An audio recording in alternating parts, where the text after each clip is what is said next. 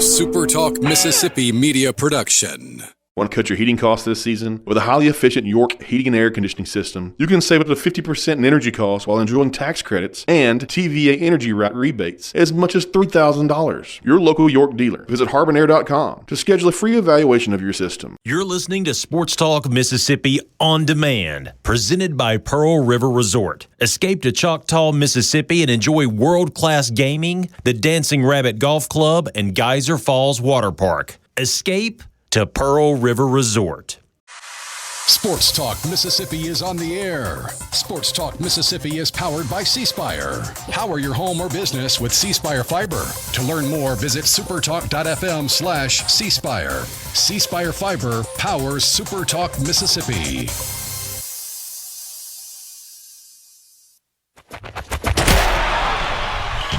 To the junction, in the grove, and to the top. This is Sports Talk Mississippi. On your radio and in the game, right here on Super Talk Mississippi.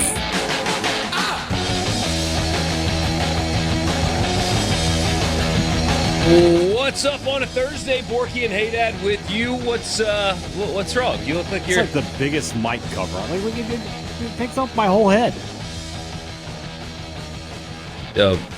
Windscreen. Yeah. It is pretty significant, the size of your windscreen. It is taking up a lot of your screen there, yeah. Hadad. I feel like you need to Hold on a second. You could just remove it. Put it right there. You could take it off. Work dog on it. There we go. There. Here, I'm going to turn your mic off. Take it off and see if it sounds any different. Ready? No, 1, 2, 3, go. No. Somebody other than me put this on there, so I have to leave it on.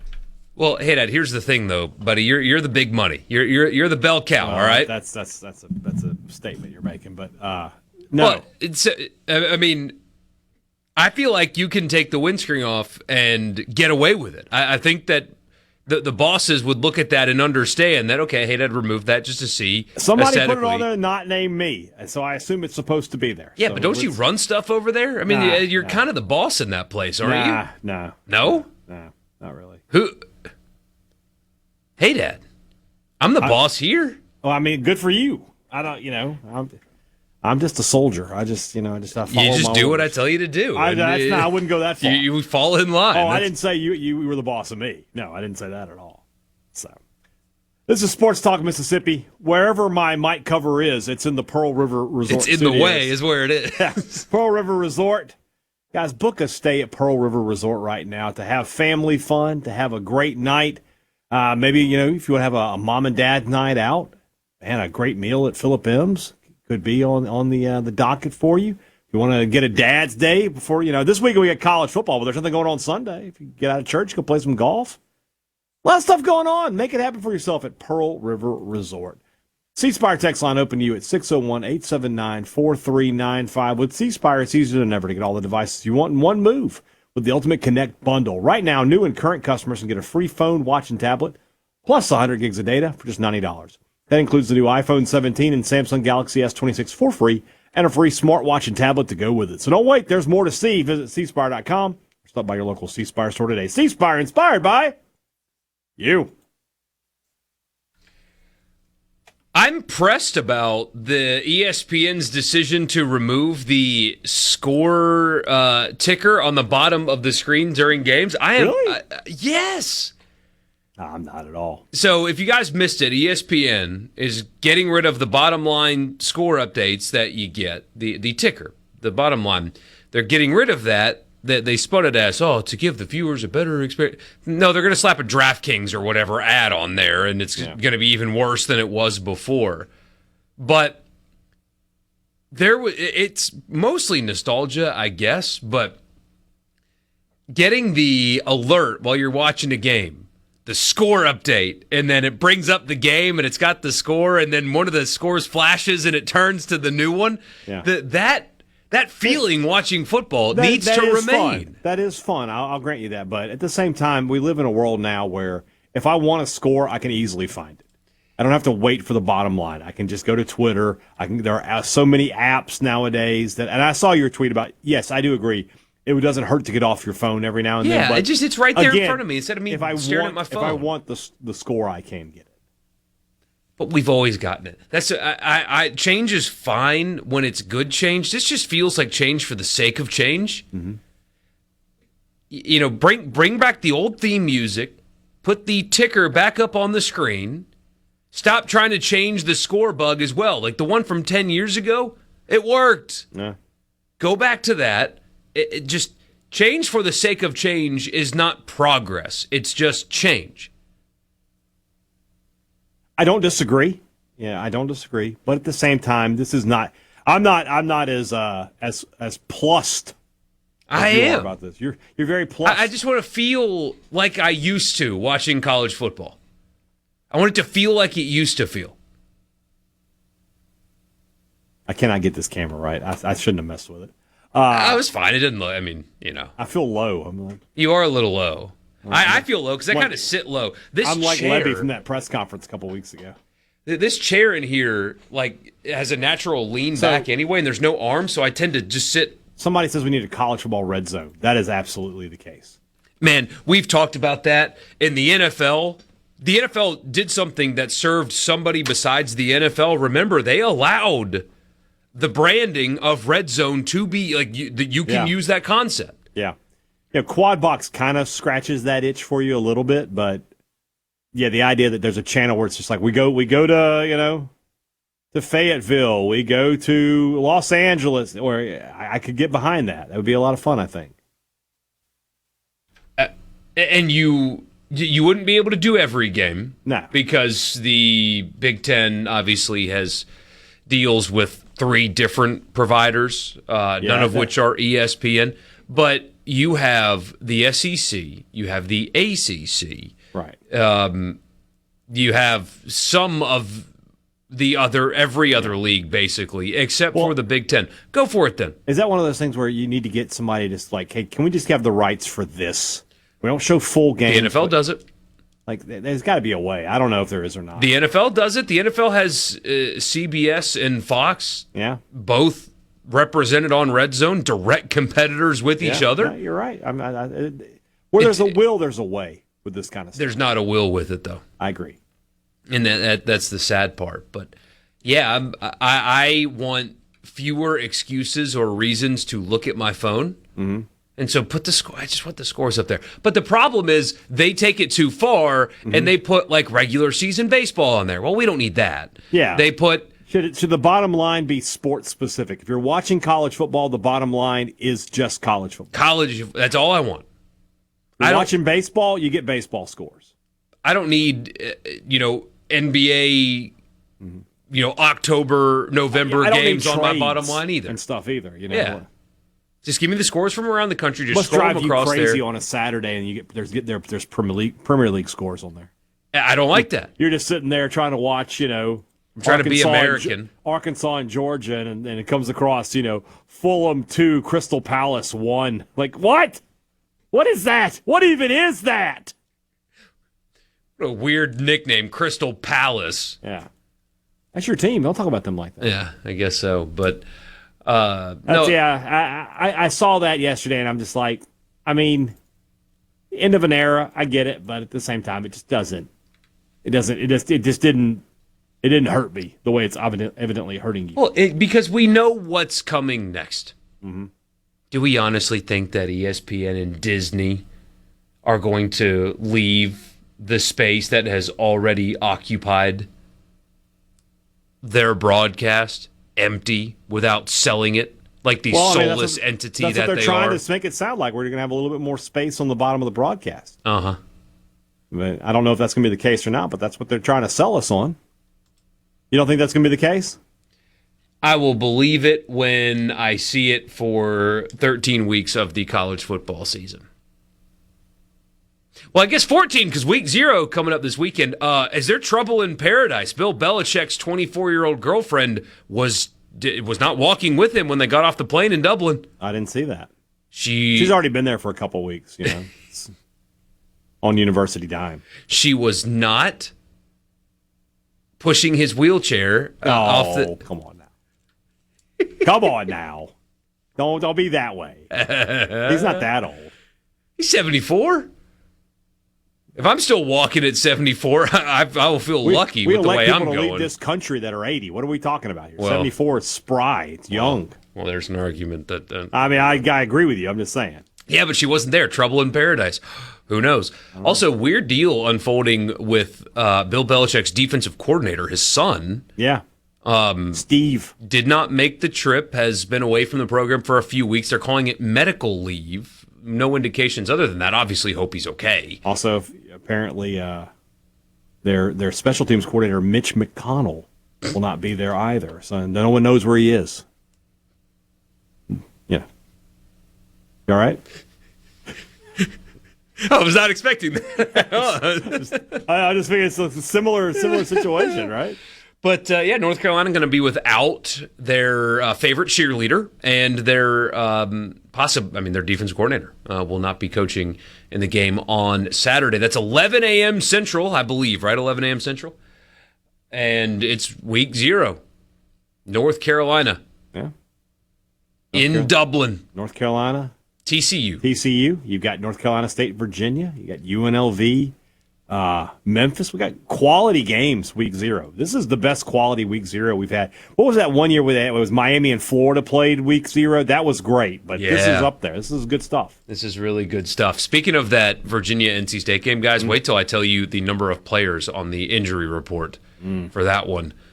Training camp in Charlottesville must have been the Junction Boys or something. We'll tell you about it when we come back.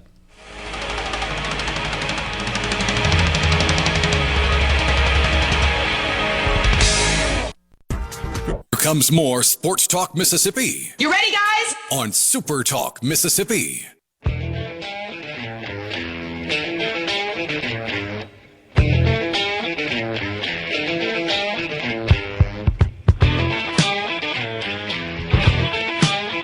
So, court cases, huh? No, let's have a little bit more fun before we get to there. Just a little bit more. Although, frankly, there's not much of an update from a court perspective. The players, of course, especially the attorneys representing the players based in Louisiana, those guys are cartoon characters. Go figure. Right. Well, and the other side of that here is in Mississippi.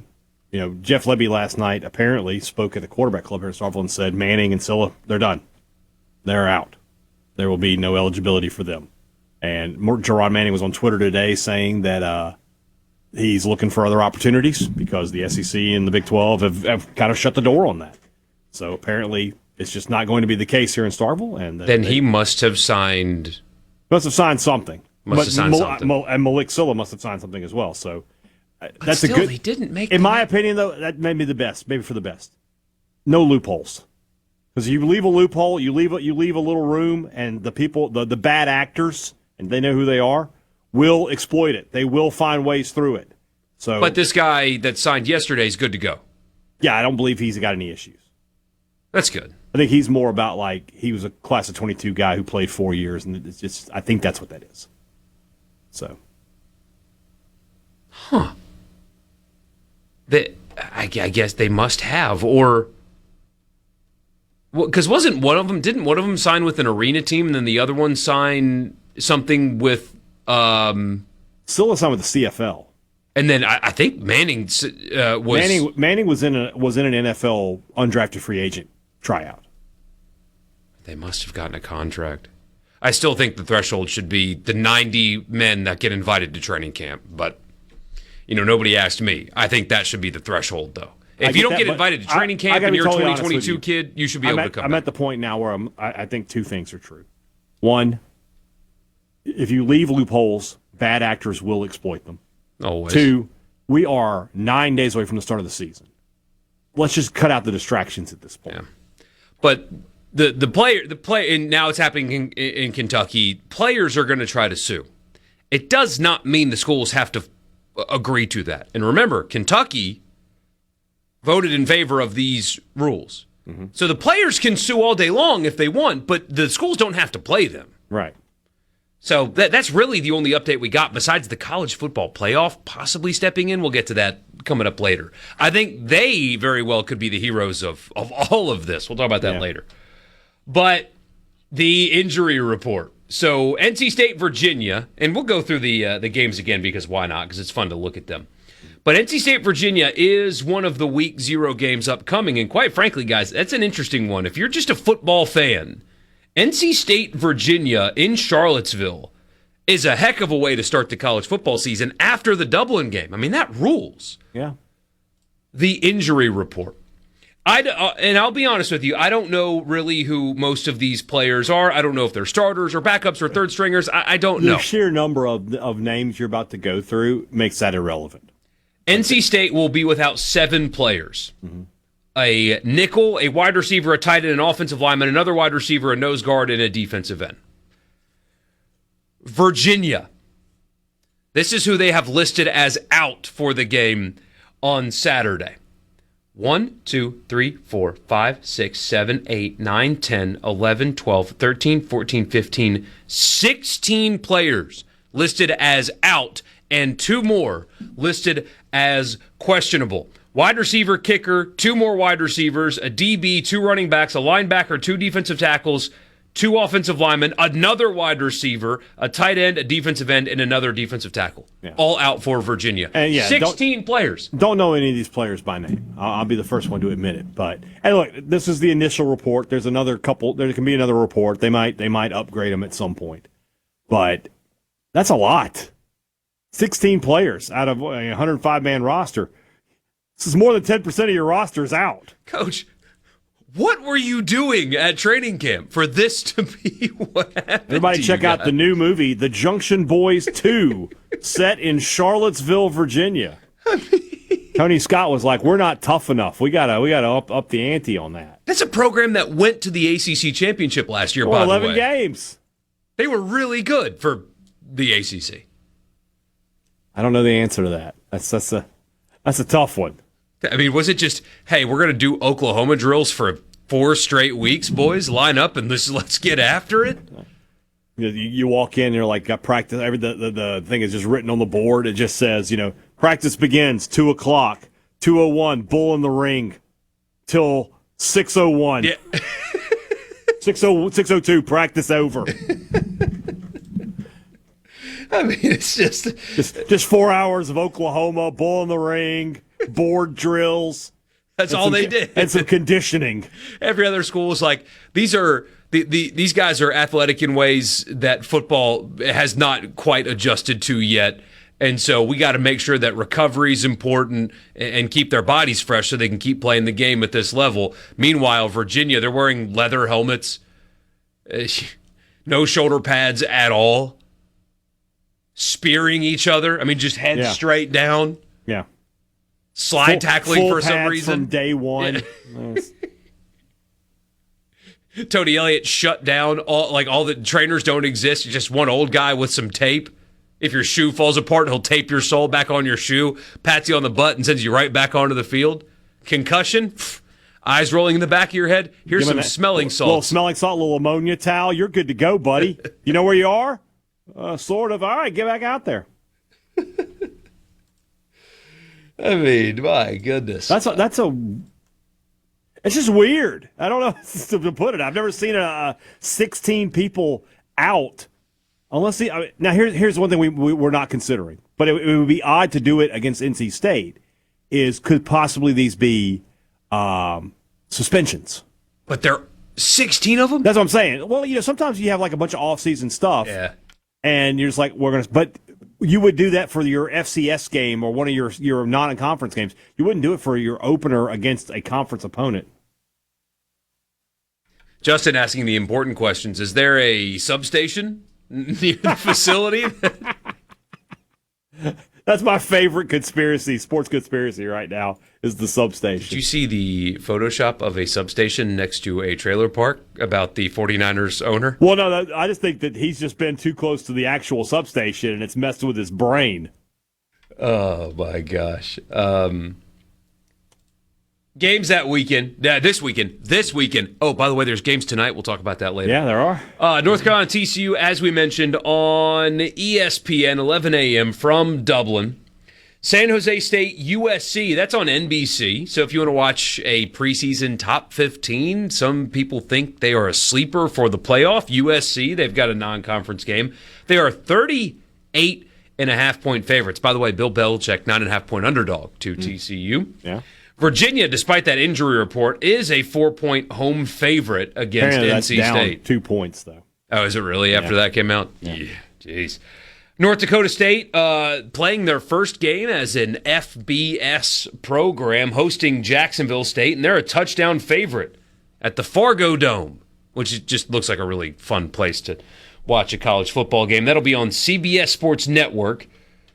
Sac State at Eastern Michigan. Sacramento State also a member of the FBS. That'll be a decision that they will regret not too terribly long from right now. They're in the MAC. Sacramento State's in the MAC. They had to pay a bunch of money to get into the FBS, and the reasons that they gave for why it would be economically beneficial were kind of stretches. Good luck. We wish you luck. But that game is on ESPN Plus for what it's worth. Hawaii, Stanford on the ACC Network in Palo Alto. Stanford just a 4-point home favorite there. Florida State will also play on Saturday against New Mexico State. That's on the CW right after Dawson's Creek. And the Seminoles are a 31.5-point favorite. And then the nightcap.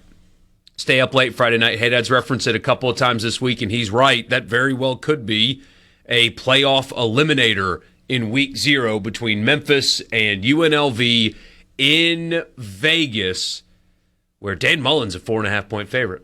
Friday night? Saturday night? Saturday night. Did I say Friday night? Yeah, I didn't mean to if I did. Yeah. Saturday night. Late Saturday night. You nearly screwed up my whole weekend. I had to look. I was like, if it's Friday night, I'm not happy about that. I don't like that. But no, Saturday night. Yes, Saturday night, 9 o'clock kick here in the state of Mississippi between former USM head coach Charles Huff and former Mississippi State head coach Dan Mullen, former Auburn quarterback Jackson Arnold out there. The reclamation project of Mullen pulling Arnold off the trash heap and saying, I can make the – I'm not going to be surprised if Jackson Arnold has a big year. Hugh Freeze may never get a job again if Jackson Arnold has a big year. Would Mullen enjoy that? Like, he would. Hugh couldn't do it, but look what I did. I got that taken care of. The kid's a star. I do it all the time. He might not say it publicly, but he's got a group message somewhere where it's like, yeah, no doubt. Hugh couldn't make this kid play, and look at him now. Sports Talk Mississippi. So at least temporarily, we are going to talk about the latest around all of the stuff. The college football playoff considering stepping in. And that is, I think, the story of the day. I mean, lawyers are going to say things. The Louisiana lawyers are saying stuff. And if I were a booster of LSU, I would probably encourage everybody involved to stop. But they're not going to. That's not the story. We knew that was coming. The college football playoff might step in. We'll tell you what we mean when we come back. What do they want? Exciting news. Brace yourself. More Sports Talk Mississippi now.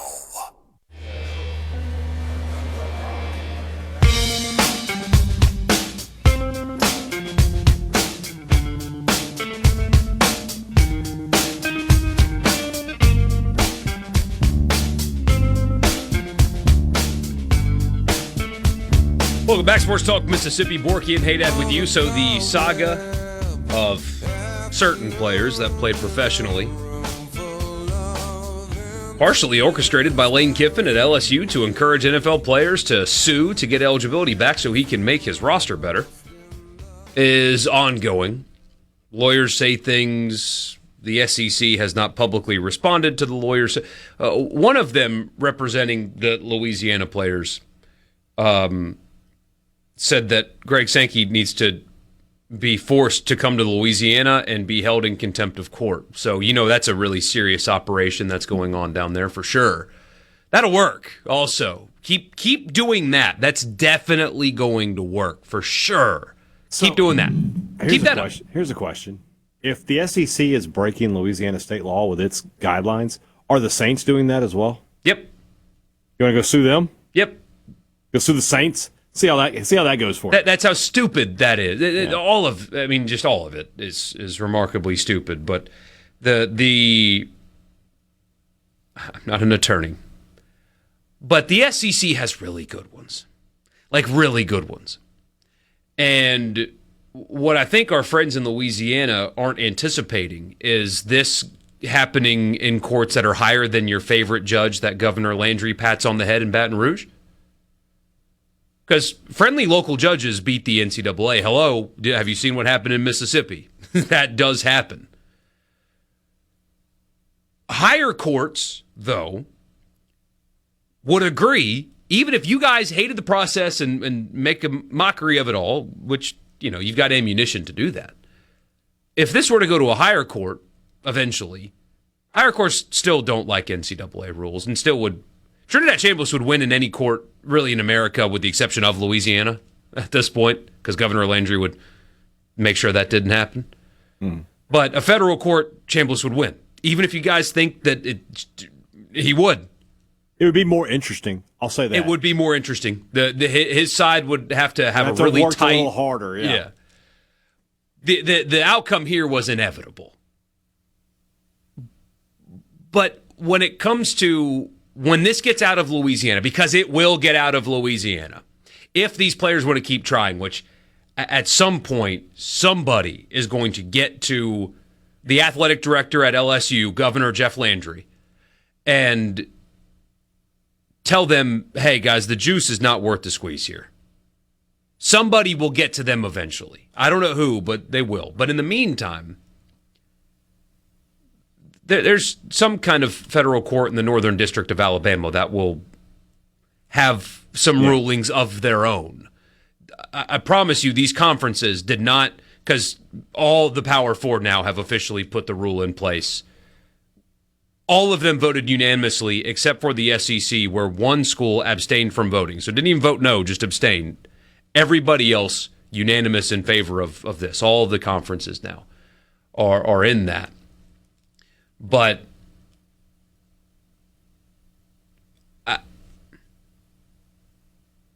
they all have really, really, really smart, good attorneys, legal counsels, precedent in courts that look at what they're trying to do more favorably than what the NCAA tries to do. And if you want to do all this for Daquan Wright, by all means, go for it. But you are risking those penalties from the SEC being upheld, losing your coach for half the season, sacrificing revenue, and possibly even more than they initially put on the table anyway. Yeah. Okay, if you want to do that, okay. But nobody besides you is on your side here. And Marty's trying to tell us, if it goes to federal court, that's where the antitrust issues will start. If it gets to federal court, what part of the season are we in at that point? At what point do you just have to say, the SEC is willing to let this ride all the way into November. They're not just going to start running through federal court. They're not going to go from state to federal before kickoff. And by the way, who's the president right now? Am I really worried about a big business getting punished? I am not. Call me crazy. So we'll see. The league, and it was reported again today that the leagues feel like they are in much better position to defend themselves than the NCAA. Because, they'll talk about, collusion. They colluded with each other. It's not collusion when everybody in the class at school says 1 + 1 = 2. Right. That's not collusion. Yeah, that's just the right answer. You've got a 99-1 issue here. All of these conferences would have arrived at the same conclusion. You got an example here in the SEC now with Mississippi State. They had a couple players they were willing to fight for eligibility for. The SEC makes this decision. They tell those players, sorry, we can't help you. Only LSU is the one. They are the only one still trying at this point. Institutionally, anyway. Yeah, they're the only one still trying at this point. If everybody else is saying no and you're saying yes, you're the problem at that point. I'm not going to try to sit there like LSU is like this great bastion of democracy or something. That's not what this is. This is bad actors trying to take advantage of a loophole. And it's just not going to happen for them. And they would be really well served. It's not going to happen. It's not. But I will laugh really, really hard if Clemson beats them because they're playing a distracted coach, a distracted team, and a distracted program. Mm-hmm. Just get into game mode. And now if I'm the Attorney General of the state of Mississippi, now that Mississippi State is negatively affected by this, I'm paying attention. Just like what happened in the Big 12 with Sorsby, you had other attorneys general, which, by the way, somebody in my YouTube comments tried to correct me. It's attorneys general, not attorney generals. Attorneys general. Attorneys general makes sense. The general part isn't what they are. Right. Yeah. But other attorneys general from other Big 12 states got involved. If I am the Attorney General of Mississippi or Alabama or Tennessee specifically, those three states because of varying reasons, and Daquan Wright gets to play for Louisiana, I'm calling Greg Sankey and saying, what do you need from me? Labor laws still matter. Do labor laws matter to non-employees? They are not employees. What labor? They aren't employees. That's going to be a distinguishing factor. And they should be. Yeah. That's a different conversation. But right now, that's what they're not. But if I'm calling Greg saying, he said, what do you need? What do you need from me? Yeah. Because the school in my state got screwed because they are following your rules and they're not. What do you need from me? I will help you. Yeah, I know they have more important fish to fry, but football is very important in the state of Mississippi. And Mississippi State plays LSU this season. You think right now Manning and Silla wouldn't help Mississippi State's case to beat LSU? But if Daquan Wright and Xavier Harris get to play for LSU and Manning and Silla sit out, that powerful people aren't going to get involved in that scenario? Because, yes, they will. Yeah. Marty says they're being paid. They are, but they're not employees. It's crazy, but they're not employees. It is as simple as that. But here is the next thing. What could end this all? Ross Dellinger was on with us yesterday. Wish he would have told us about this yesterday. Yeah, been nice. That the college football playoff, remember, the college football playoff is not the NCAA. They don't answer to the NCAA. They are a separate entity. They just put on a playoff. And they get to decide on their own accord who plays and who doesn't in their playoff. They get to pick it. They have a selection committee. There is no set criteria. It's an invitational, is what it is. Are going to consider putting a rule in place that would ban a team from the college football playoff that rosters and plays somebody that was under contract for an NFL team. If they do that, this is over. It's over. Because they are separate from the NCAA. They are separate from the conferences. They can kind of do whatever they want. And, I mean, you really think that at the direction of LSU players are going to then sue the college football playoff?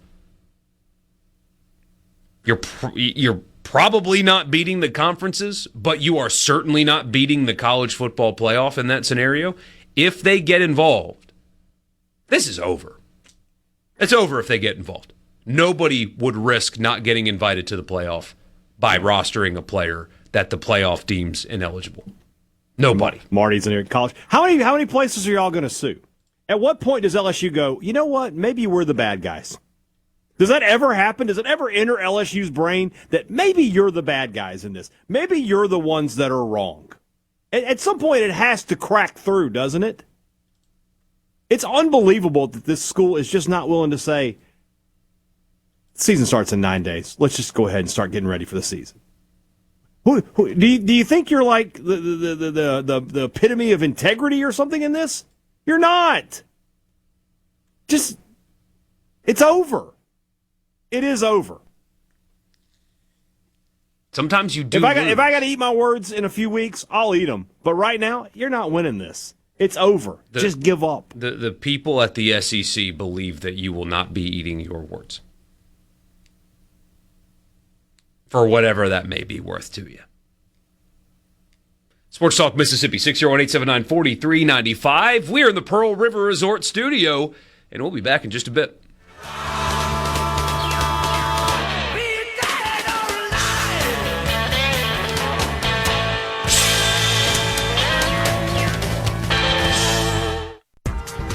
More Sports Talk Mississippi now.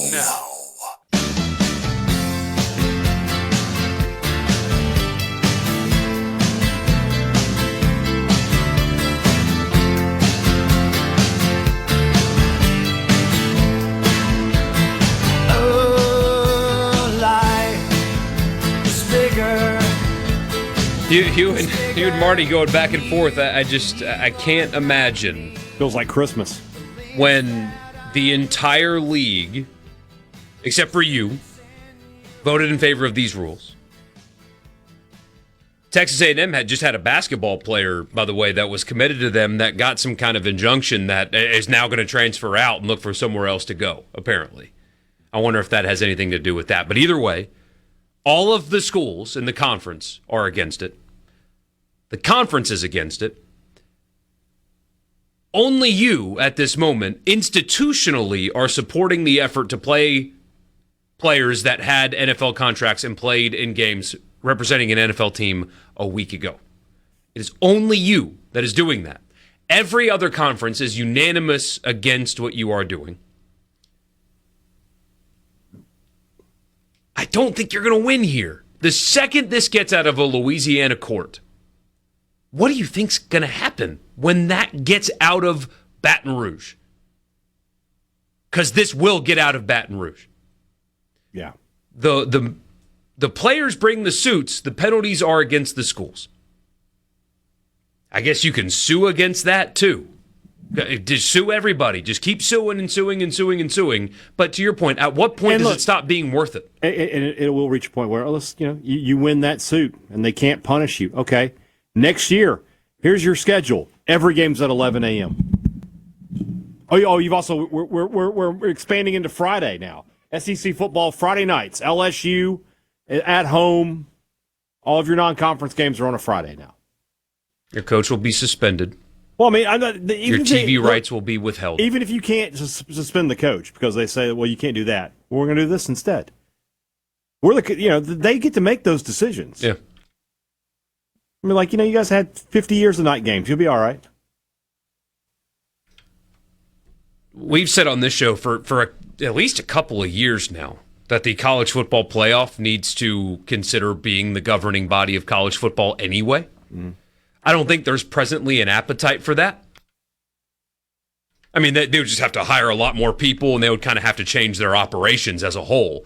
But they are an invitational tournament. That's what they are. They can invite whoever they want. They cannot invite whoever they want. It's like a birthday party. But they're an LLC, or whatever the business classification for the college football playoff is. They're a for-profit entity. I mean, in theory, they could say if your roster is more than $55 million, you can't play in our tournament. They can theoretically say that if they want to. They can set the rules and the thresholds, and they can be the ones that audit all of that and be the governing body. Again, I don't think there's much of an appetite for that, but I bet the conference commissioners are saying, hey, maybe that's our off-ramp here.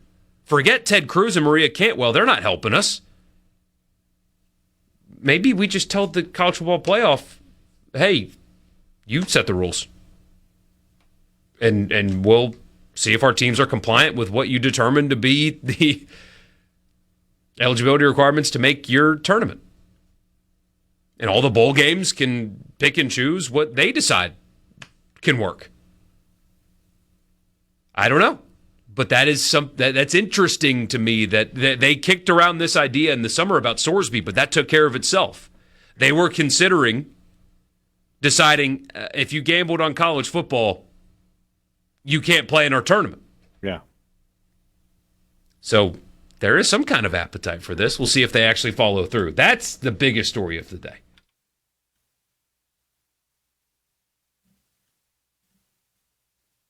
It's kind of like suing the company you work for because of something that you did. Yeah. Just seems unlikely. Like I said, the college football playoff becomes a target of the lawsuits. College football playoff is so arbitrary. They could just be like, we're not going to rank LSU. Yeah, we don't think the team's good. Yeah. They pick and choose who makes their tournament. We have seen it for the last decade now, plus. Like, the rankings are totally arbitrary. They make it up as they go along. LSU could be undefeated. They're like, we just got questions about the Tigers. What are they going to do? Sue to be in?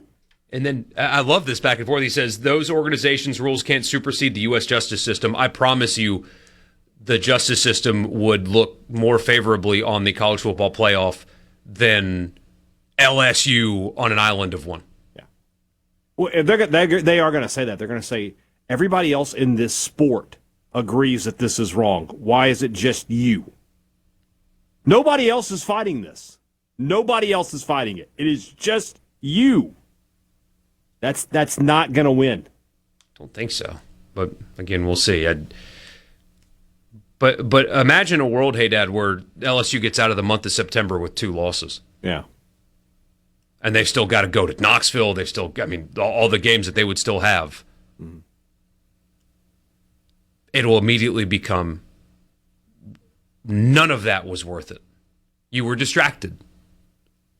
You created issues, and now you're not winning with a $50+ million roster. Got to tread lightly, Coach. You need to cheer for Clemson. That's all I'm going to tell you. Would be the funniest outcome in all this. Speaking of, they named a starter. We'll tell you about that when we come back. Sports Talk Mississippi. Don't go anywhere.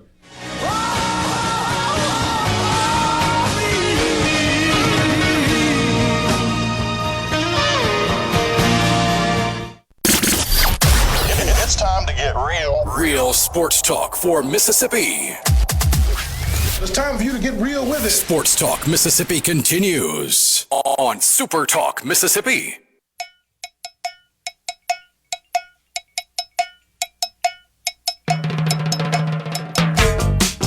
Sports Talk Mississippi back here with you on a Thursday afternoon. I tell you, with all the legalities and enjoyments, and there's no enjoyment in the enjoyment. I will tell you that. One thing you will enjoy is hanging out with us on September 15th, because we're going to be live at Ag Up in Canton for their kickoff to deer season customer appreciation event. Live broadcast of Sports Talk Mississippi and a lot more. They're going to be going until about 8 o'clock that night. Free burgers going on the grill at 5:30, and then from 6 to 8, the 90s country music cover band, the Honky Tonk Playboys, with special guest DJ Michael Borkey. Plus, throughout the evening, or the afternoon, I should say, there's going to be some local vendors out there, giveaways. You can talk to Ag Up's outdoor industry partners, and you can find some special equipment offers from Ag Up. So whatever you got going on this fall, and we will be getting closer and closer to fall, or if you're just looking to have a good time on Tuesday, September the 15th, stop by Ag Up in Canton. 160 Calhoun Commerce Park Drive in Canton. Come see us. You get some free food. You can get some free stuff. And you can learn all about the great things going on at Ag Up Equipment. They look forward to seeing you there, as do we. We will be there. Assuming that there has been no lawsuit against us to keep us from going there. Which nowadays, who knows? Maybe there will be. Could be. Could very well be. So you mentioned that week 1 matchup. Yeah. LSU Clemson, that's where College Game Day is going. Will LSU play former professional football players in that game, despite everybody in the college football world telling them that they should not? Right. That remains to be seen. We do know that Clemson has chosen a starting quarterback. They had, I guess it was a 3-way competition that went down to a 2-way competition. They have a super talented freshman that very well could have won the job, but they have gone ahead and chosen the veteran, a senior, Christopher Vizina, I believe is how you say his last name. Christopher Vizina. He's a big kid. He's out of Birmingham. He's every bit of 6'4". And he had one start in his career, just one, but it was a good one last season, where he didn't win the game, but he did face SMU, where he threw for 317 yards and 3 touchdowns on 69% completions. Nice. Yeah, nice. Again, they lost the game, but he played well in that game. That's his only start. It was at home. Otherwise, surprised they didn't go out in the portal and get. Oh wait. Oh wait. Yeah. I forgot.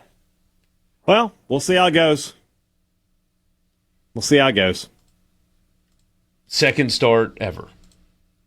Second start ever is at Tiger Stadium with the entire nation watching you. I guess it's better than a freshman. I guess, yeah, he does have a little bit of experience at least, but still, that's a tough one. That's a tough one for young Christopher Vizina. See how it goes. I'm not particularly confident. It's so funny, but Clemson hasn't been distracted. Dabo's operating in silence, Hadad. Yeah, he once the tampering thing went away, he was just like, just don't worry about it. And some of the stuff that he's been saying out of camp, we're a bunch of nobodies. I was looking at practice the other day and realized none of these. I mean, these guys aren't any good. We don't practice good. I don't have good players. We don't have a good team. We're a bunch of nobodies. Good. He keeps saying stuff like that. That's the hallmark of quality. Part of me wonders, though, he's under talking if he really likes what he's got, and he's kind of like. It's so funny, Borkey. 2 years ago or a year ago, we were like, man, this LSU Clemson series so awesome to see these two programs playing each other. The two Death Valleys, Tigers, all this talent. Last year's game was a miserable game to watch. Both teams ended up being terrible, and now we're here with this. I know we don't know what we're going to get, so hopefully it'll deliver a little bit better game than we got from these two squads a year ago. Yeah, hopefully so. We do. Lucas, you might be mistaken, man. He says, I think Clemson's offense could be really fun with Bobby Petrino as the OC. He's not. He's in North Carolina, right? It is Chad Morris, who everything he touches turns to crap. Except for his time as the OC at Clemson. He was they were good there. He had the reverse Midas touch everywhere except for when he was at Clemson. Pretty much. Yeah. So, I mean, I have no idea how that's going to work out. He has not had a good string of success lately. I mean, literally anything football related. He took over a high school football program. They weren't even good. And, yeah, they lost, like, their first game. The program had won, like, every game for 3 consecutive years. Yeah. And then they lost, like, the first game he coached as the new head coach there. I mean, it was something like that. It was, you're right. Some pretty egregious stuff. But Petrino's at North Carolina. That's right. Gosh. He'll be in Ireland tomorrow. Do they allow motorcycles in Ireland? Are you allowed to drive a motorcycle while you're in Dublin? Just make sure you wear your helmet. I don't know how that works over there. I don't know the laws of the country of Ireland. When Zach Arnett was hired as the defensive coordinator at Mississippi State. Which time? This time. Okay. It's twice. Would it be fair to say that State fans are excited about his aggressive, attacking style of defense? This feels like a loaded question for some reason. I feel like you're trying to get me to say something. No, I'm not trying to get you to say something. Yes. So is everybody else in college football.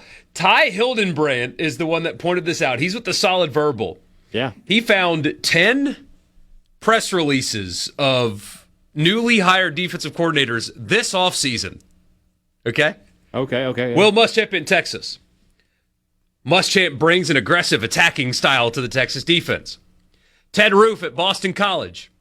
He's a very aggressive attacking style of defense. Ted Roof's defenses are awful. But aggressive attacking style of defense. Yeah. Joe Klanderman of Baylor. First-year defensive coordinator brings an aggressive attacking style of defense. Klanderman does whatever a Klanderman can. Jay Bateman, quote from Kentucky. This is a very aggressive, up-the-field defense. The guys love it. Skylar Cassidy, Oklahoma State. I think we're an aggressive, attacking style of defense. This is this year. This is all this year. Think about it like this, though, Borkey. What's the opposite of this? Like bringing in a defensive coordinator whose reactionary, stay-at-home defense really racked up the numbers. Todd Grantham, do you know where he is, by the way? This will blow your mind. Oh, he's at he was at Oklahoma State. He's at UAB right now as the defensive coordinator who will bring an aggressive, physical, and relentless style of defense. I agree. He will absolutely be aggressive, to his detriment sometimes. Lance Guidry at Memphis. He coaches an aggressive, attacking style of defense that Tiger Nation will be excited about. I just want to meet the defensive coordinator. It's like, my defense is very passive. It's very passive. We're just trying to get in people's way out there. All right? If somebody trips over us, great. Bobby Hawk at Illinois. Coach Hawk's aggressive defensive scheme. Great name. That is a great one, but it's Hauck, not like AJ Hawk. Vince, is it cares at Syracuse? Cares' scheme is naturally aggressive and thrives at creating chaos. Our defense doesn't create any chaos. We couldn't be more straight-laced. Jason Seymour, Georgia Tech. We're going to work tirelessly to create an aggressive, exciting brand of defense. Nate Woody at Cincinnati. Yes, Coach Woody at Cincinnati has continued to coach. A friend in me. Has continued to coach an outstanding, aggressive style of defense. It's literally like they went to AI. Hold on. Jim Knowles at Tennessee. Certainly a personality, aggressive nature of defense. Multiple in what we're doing. These are all of their press releases. This is the talking points. They came out, I guess. Hey, GPT, can you create a mock press release for a defensive coordinator being hired at a college football team? We'll say his name is Coach Borkey. All right. For immediate release. They misspelled your name, even though I spelled it correctly. Of course. Yeah, AI's taking over. They have announced today that Coach Borkey has been named. Let's see here. Does it say it? I don't know. It doesn't say the word aggressive. I couldn't be more excited about this opportunity, Borkey said. This program has tremendous tradition, passionate fans, and the resources necessary to compete at the highest level. My goal is simple. We're going to play fast, we're going to play physical, and we're going to make defenses earn every single yard. Hold on. Known for an aggressive defensive philosophy, Borkey's units have placed a strong emphasis on pressure, tackling, and creative negative plays. His defenses have consistently challenged opposing offenses by utilizing multiple fronts and coverages while allowing players to play aggressively and confidently. Man. Sports Talk Mississippi. Perfect. Aggressive, attacking style of defense. We'll be back.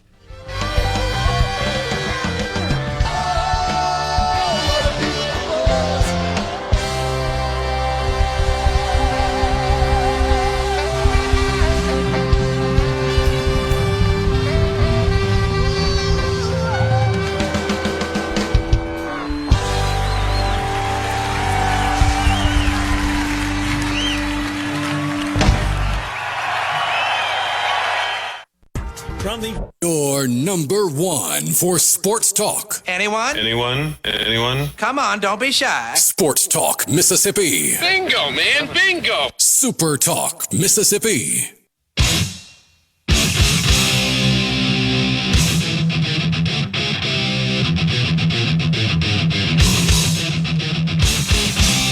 We determined during the commercial break that the offensive coordinator buzzword would be innovative.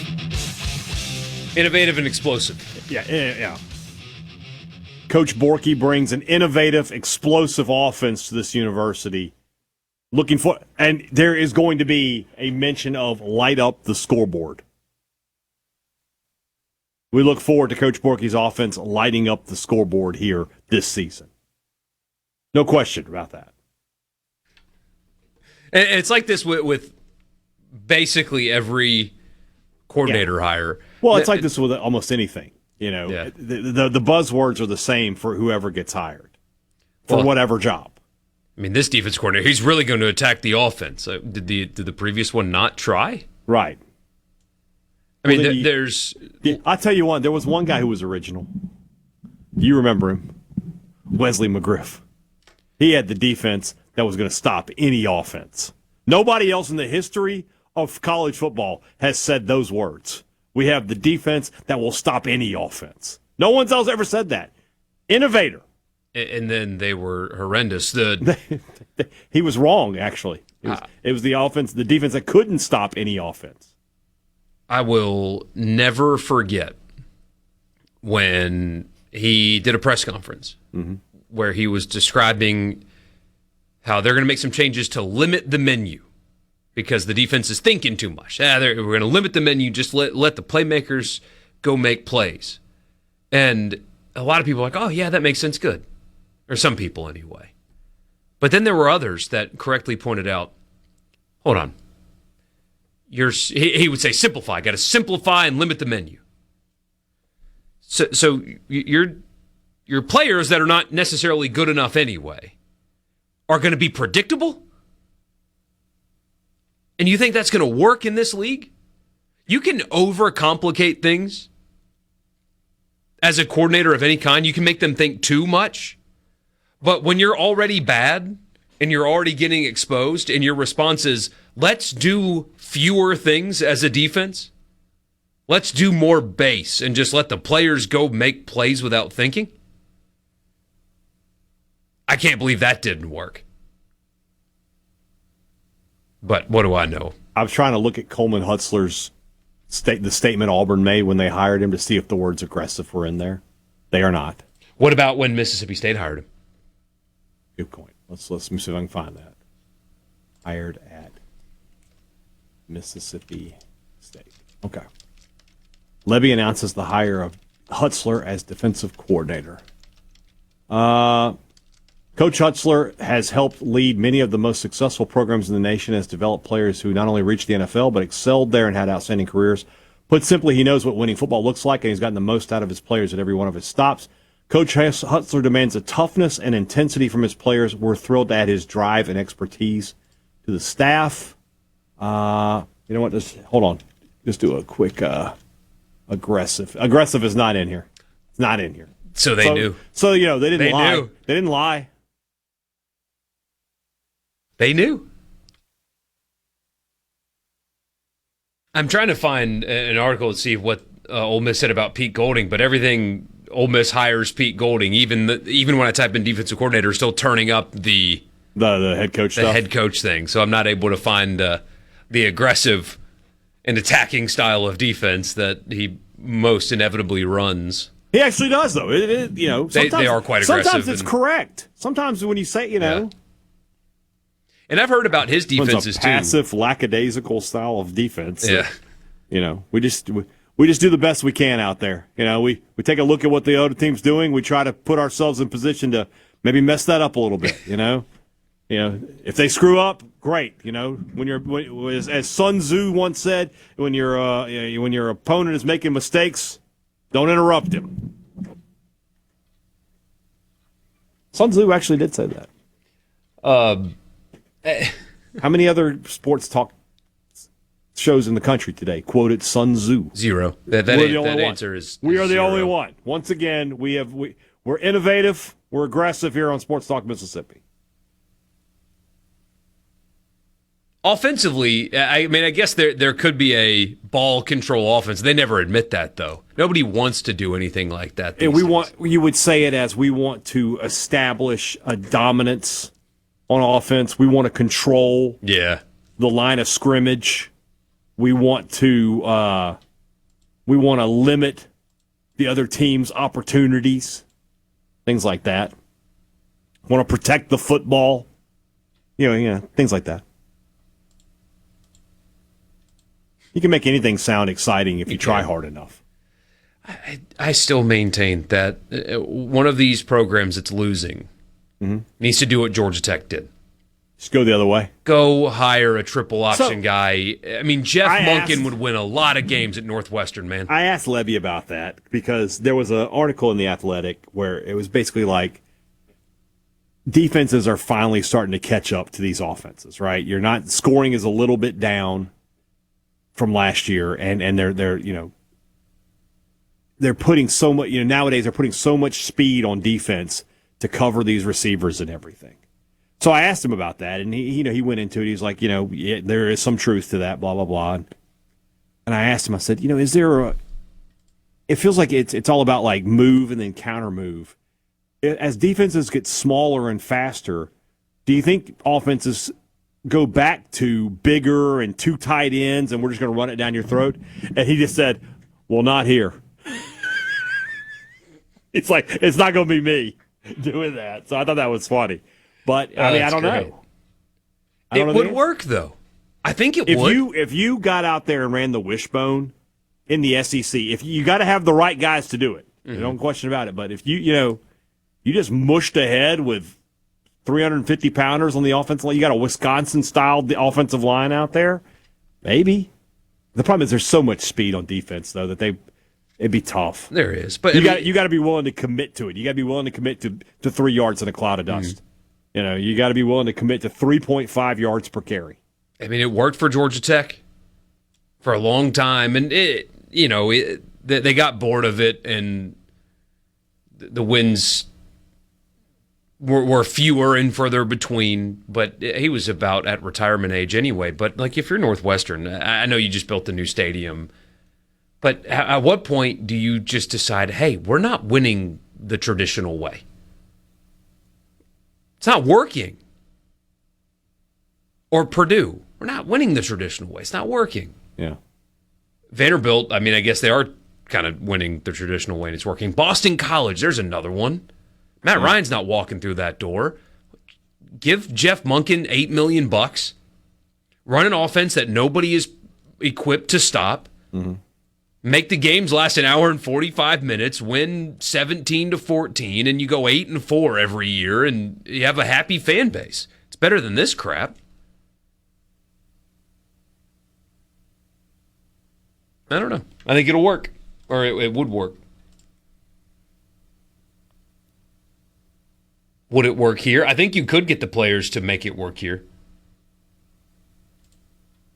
I don't know if either school would have an appetite for it, but I do think you have enough players in the state of Mississippi where you could find one of those quarterbacks that plays high school football in this state that isn't really a quarterback. It's more of he's the best athlete on the team, so I'm going to go ahead and let him take snaps quarterback. I'm reading an article right here. Study. Mississippi State Bulldogs are college football's most vulgar fan base. Now, first off, the Ole Miss cheer has curse words in it. For God's sakes, how are we the most vulgar? There is only one answer for the most vulgar fan base in the SEC. I just thought maybe this person sat by me at a game. But a quick look. So it's written by a guy named Andy Whiteoak. If you Google search Andy Whiteoak, all you find are Yahoo Sports. There is nothing but Yahoo Sports links that he supposedly wrote. That is an AI article with a made-up byline. Like, there's no LinkedIn for him. There's no Facebook. There's no way to click to contact Andy Oak. There's no White Oak. There's no, this is my Twitter page. This is my Facebook. Here's where you can find me on it. None of that. It's all articles. This guy is not a real person. I mean, I'm looking him up right now. He doesn't exist. A sports writer for Yahoo Sports, not on... I found an Andy Whiteoak on Instagram. Okay. And it's definitely not that. Well, there you go. So he wrote this article. Thursday he wrote something about Kawhi Leonard. I mean, yeah, he wrote that article at 10:04 today. He wrote the Mississippi State article at 2:31 today. So, I mean, what are we doing here?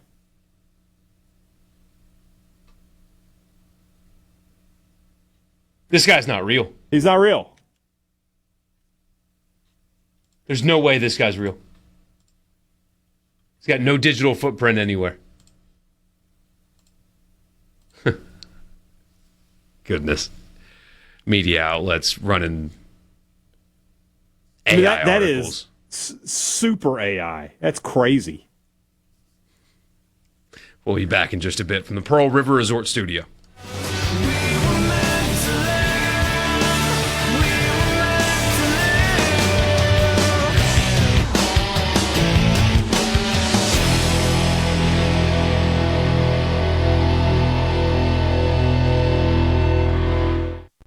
From the Seabrook Paint Talk, Mississippi. Here we go.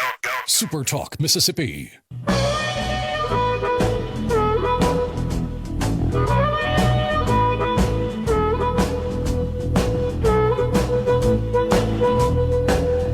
Did you hear about the midnight railroad? Hey, Dad, your favorite question on the text line: if Kamario Taylor leads Mississippi State to a national championship, what team does he play for next year? Because listener here is concerned that he'll enter the transfer portal.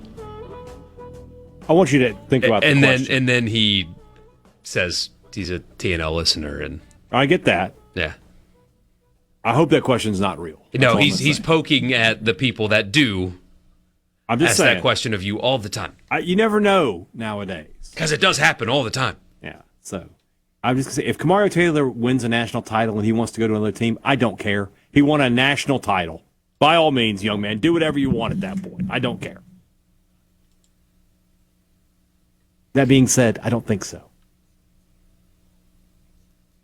See, I think Tyler's right here. Defenses are faster, but they're lighter, so it could work. But like Hadad was saying, it would take full commitment to just always chipping away. You just got to have a good coach. Like Arkansas tried that, but they didn't have a good coach. Yeah.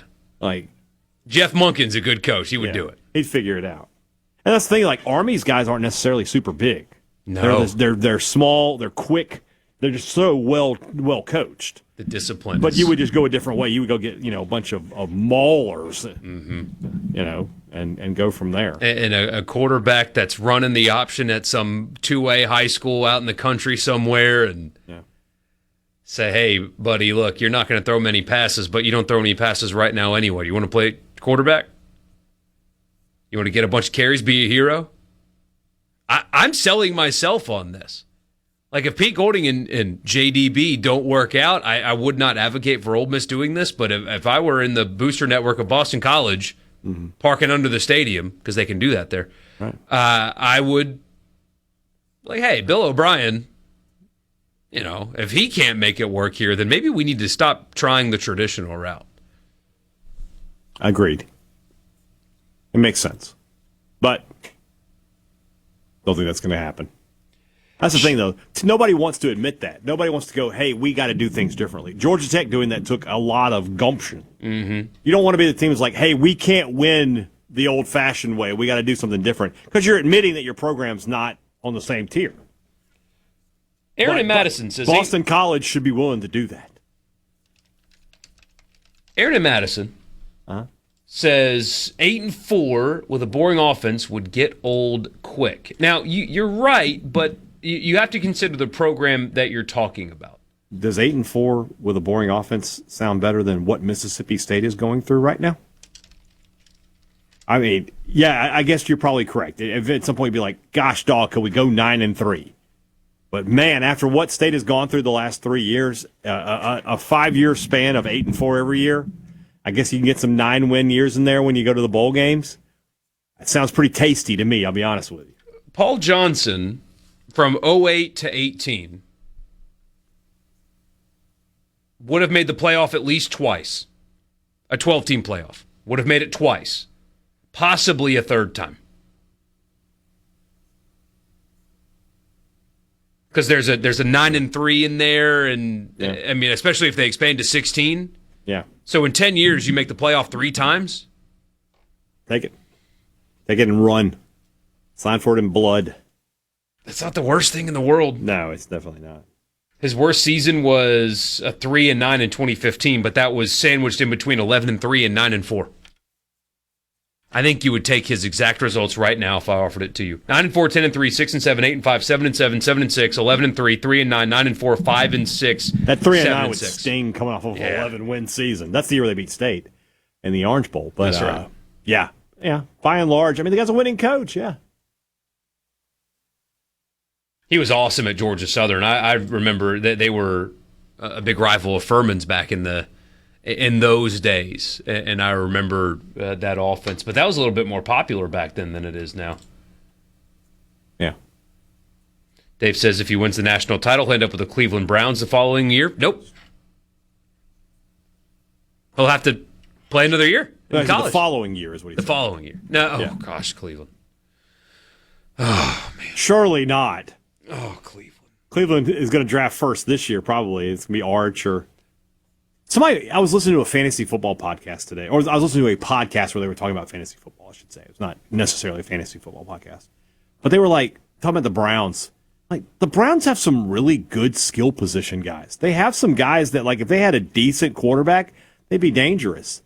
So, like, you think of it, if they can just get through this season and go get an Arch or a Dante Moore or whoever, they might have a chance next year. I mean, everybody seems to love, was it Boston, the receiver?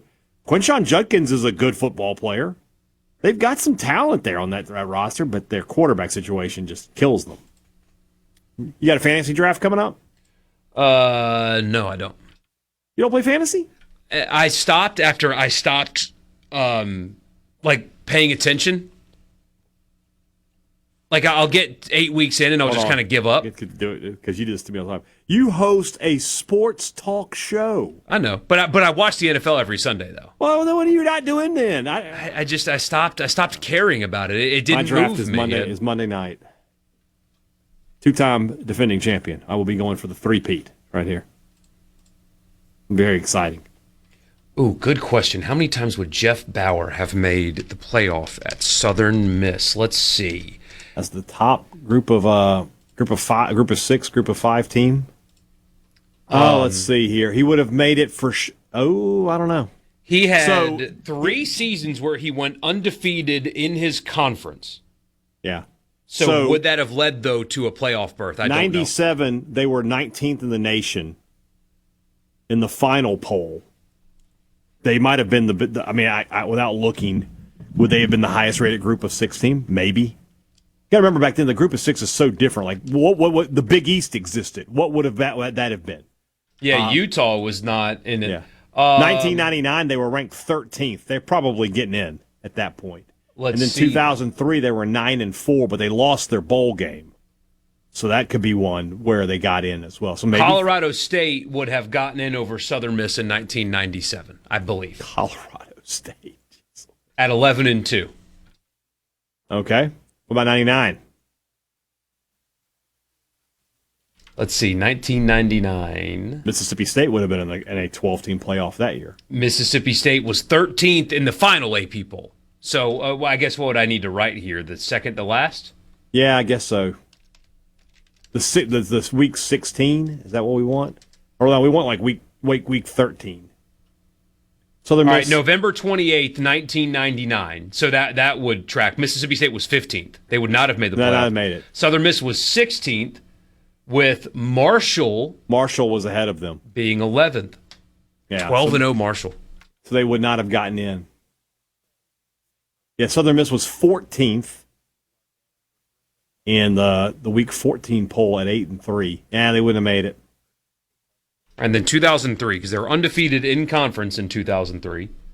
Well, hold on here. 15, and they beat Ole Miss. They were 15th going into the final. Okay. Boise State. Oh, Boise State had to be really good that year. And then Washington State. Washington State would, but they were a representative. And Miami was in the Big East that year. Yeah, to your point. But the Big East would have been considered a power conference. Mm-hmm. Their champ would have already been in. So looking here, yeah. Boise was 18th. Southern Miss was unranked. That's after a bowl game, though, I think. I could be wrong. I don't know. So maybe none, but he would have been close a few times. Somebody says, I'd rather average 7-5 with a high-powered offense than 8-4 with a boring, below-average offense. A high-powered offense gives you a better chance at some big upsets, and is more exciting. Well, why do you think the true triple option does not give you a chance at upsets, though? Yeah. That's kind of the whole point of the offense. It's just, more about what can you stomach. If it's only a one-game difference, sure, but if you're in the gutter as a program, 4 losses stink in a season, but you often forget the euphoria that you feel after conference wins. Those 4 conference wins, if you go 4-4 in the league, feel really good. And if you have not had that for a long time at that volume, I mean, I'm not being flippant. Mississippi State has not won a home conference game since 2022. Yeah. Fedora would have made it in. That is correct. I believe that. I'm pretty sure that's correct. What year was that? 12? 11? I think it was 11.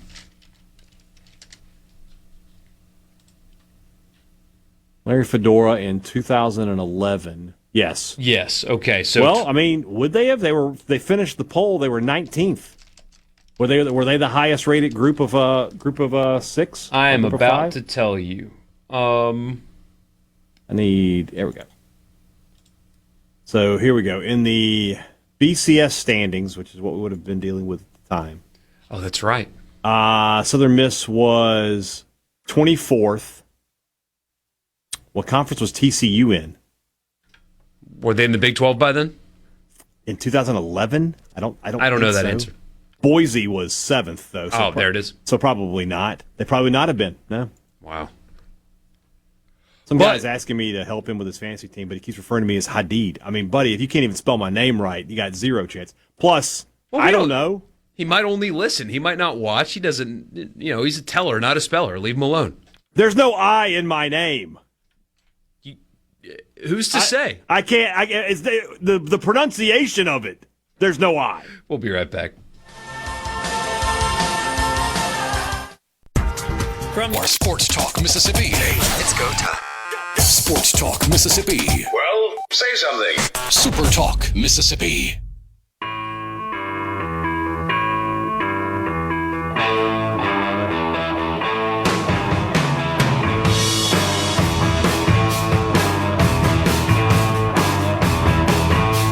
Welcome back, Sports Talk Mississippi.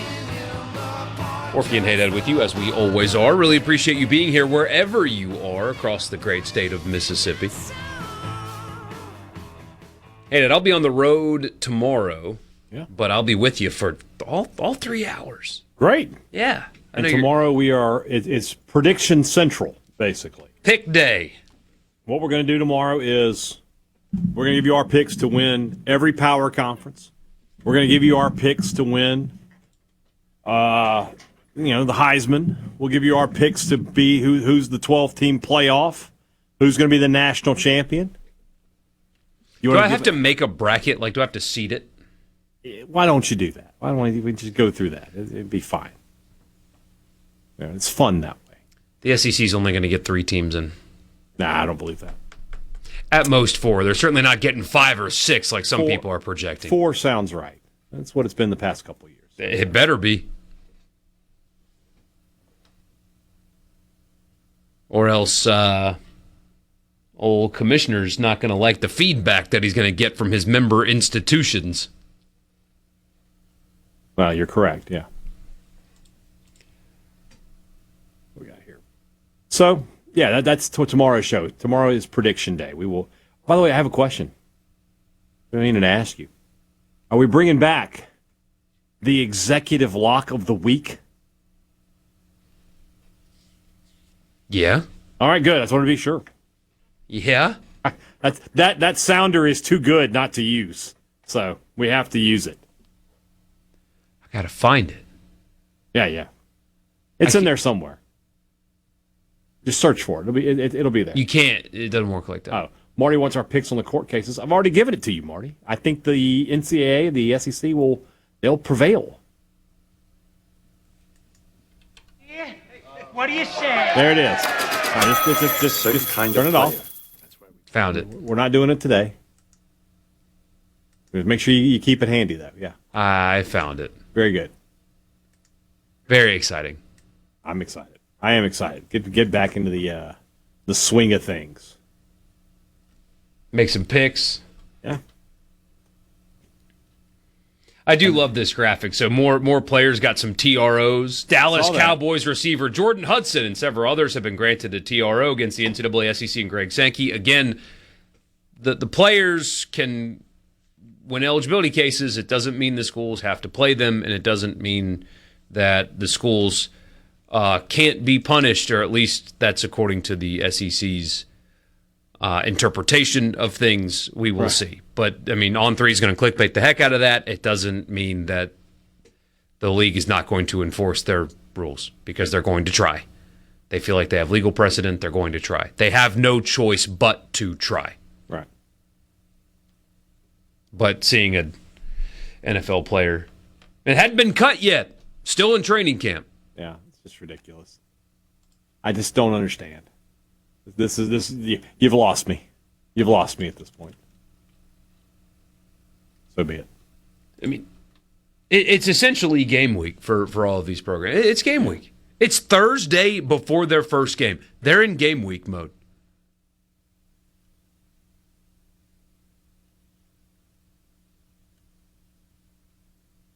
This guy is just killing me about the fantasy football thing. Like, guy, I don't know anything about fantasy football. I've won my last 2 He really wants your leagues, help, man. But, like, I mean, just buy a magazine. Go to a website. Listen to a podcast. I don't know. That's all I do is I just look at the rankings and go, okay, I'll pick the best player available most of the time. See, I don't need to do that because I got ball knowledge and I craft a roster based on. I craft a roster based on vibes. I've cashed a check the last 2 years, so I think my system is working. Or you just play with the worst, opponents in the world. It's fantasy football. You just kind of draft the way you draft. But yeah, I don't have any wisdom or any expertise. I just work. Hey, Dad, help me with my taxes. Go see my friends at May and Company. Not sponsored, but they'll take care of you. Got a couple of longtime friends working there. Good people. That should be a fantasy football. Oh, their fantasy football punishment idea. What is it? You have to do the taxes of the person that won, and not go to TurboTax and do it. You got to sit down. You have to sit down. Fill out a 1040. Yes. Oh my gosh, and you have to. Awful. There it is. That's a great fantasy football punishment. I mean, some say it's the best fantasy. Did you see the not fun run one? No. So what's a fun run is like a 5K, right? It's like 3 miles from. Yeah, that's insane. Oh, 5K fun run. No. You go further. What you do is you drop the guy off 3 miles from the bar and take his credit card, and you're allowed to put drinks on his tab until he gets there. That was a fantasy football punishment. That's pretty good. I'd get some food, too. I'd be like, hey, go get some wings while we're here. Gosh, with wing prices right now? Yeah. Jeez. It's a bad deal for the winner if the loser messes up the tax. That's a good point, yeah. And I would assume the winner would have an accountant that could verify. Yeah, just I need to make sure, Yeah, just go through it real quick, file it. Yeah. There is football tonight. College football tonight. Sort of. Yeah. We'll tell you about that after the news. Sports Talk Mississippi. College Football Fix is next.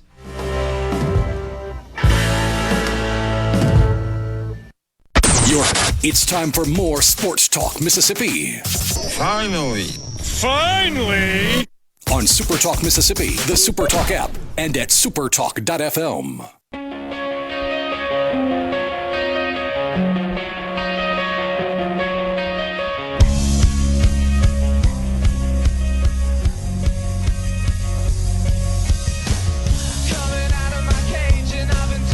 So the new injunction hearing out of Baton Rouge for the players like Daquan Wright and Xavier Harris will happen on September 3rd.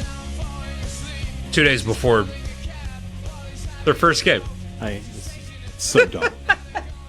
2 days before their first game.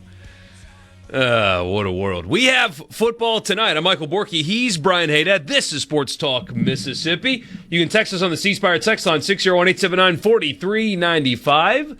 And as you know, we're in the Pearl River Resort studio. When guests appear on the show, they do so on the Farm Bureau guest line. Check out favorites.com and go with the home team, Mississippi Farm Bureau. You might be wondering, why do you keep saying there's football tonight? Week 0 is Saturday. Well, not really. And so I will tell you what you can look forward to if you're a sicko like me, a college football sicko, for the College Football Fix. The College Football Fix is driven by your Mississippi Ford dealers. Built Ford tough. That's what the best-selling truck in America is, the Ford F-150. Guys, if you are looking for a new truck right now, if you're in the market, you're thinking it's time to buy, don't waste anybody's time, especially not your own. Visit your local Mississippi Ford dealers today. Thank you for your attention to this matter. If I counted correctly, there are 23 FCS games kicking off tonight. You can watch them on ESPN Plus, most of them anyway. And hey, Dad, State and Ole Miss baseball fans, you're going to get PTSD for a network I'm about to tell you. One of these games appears on not Flow Sports. Flow Sports. Oh, no. If you forgot to cancel your Flow Sports subscription from over the years in those round-robin tournaments. Well, you got a use for them right here. You've got Maine at Townsend coming up tonight on Flow Sports, and then you can cancel your subscription after you watch it. 23 games, Mercyhurst, including one from the state of Mississippi. Mercyhurst at Youngstown State. Virginia Lynchburg at Hampton. That's on Flow Sports as well. Old Dominican. Ohio Dominican. Not Old Dominican. Ohio Dominican. Old Dominican. Old Dominican. Right next to Old Haiti. Ohio Dominican at Morehead State. Stony Brook at Delaware State on the MEAC network. Sure. I didn't know the MEAC had a network. Anderson University at Furman. I'm not being hyperbolic. I'm not running a bit. I will watch Furman play tonight. They're actually going up against a former head coach of theirs. Furman is going up against a former Furman head coach. That's correct. Okay. Bobby Lamb's the now head coach at Anderson University, which I think is 3 years into a football program. Anderson is actually where Clemson is.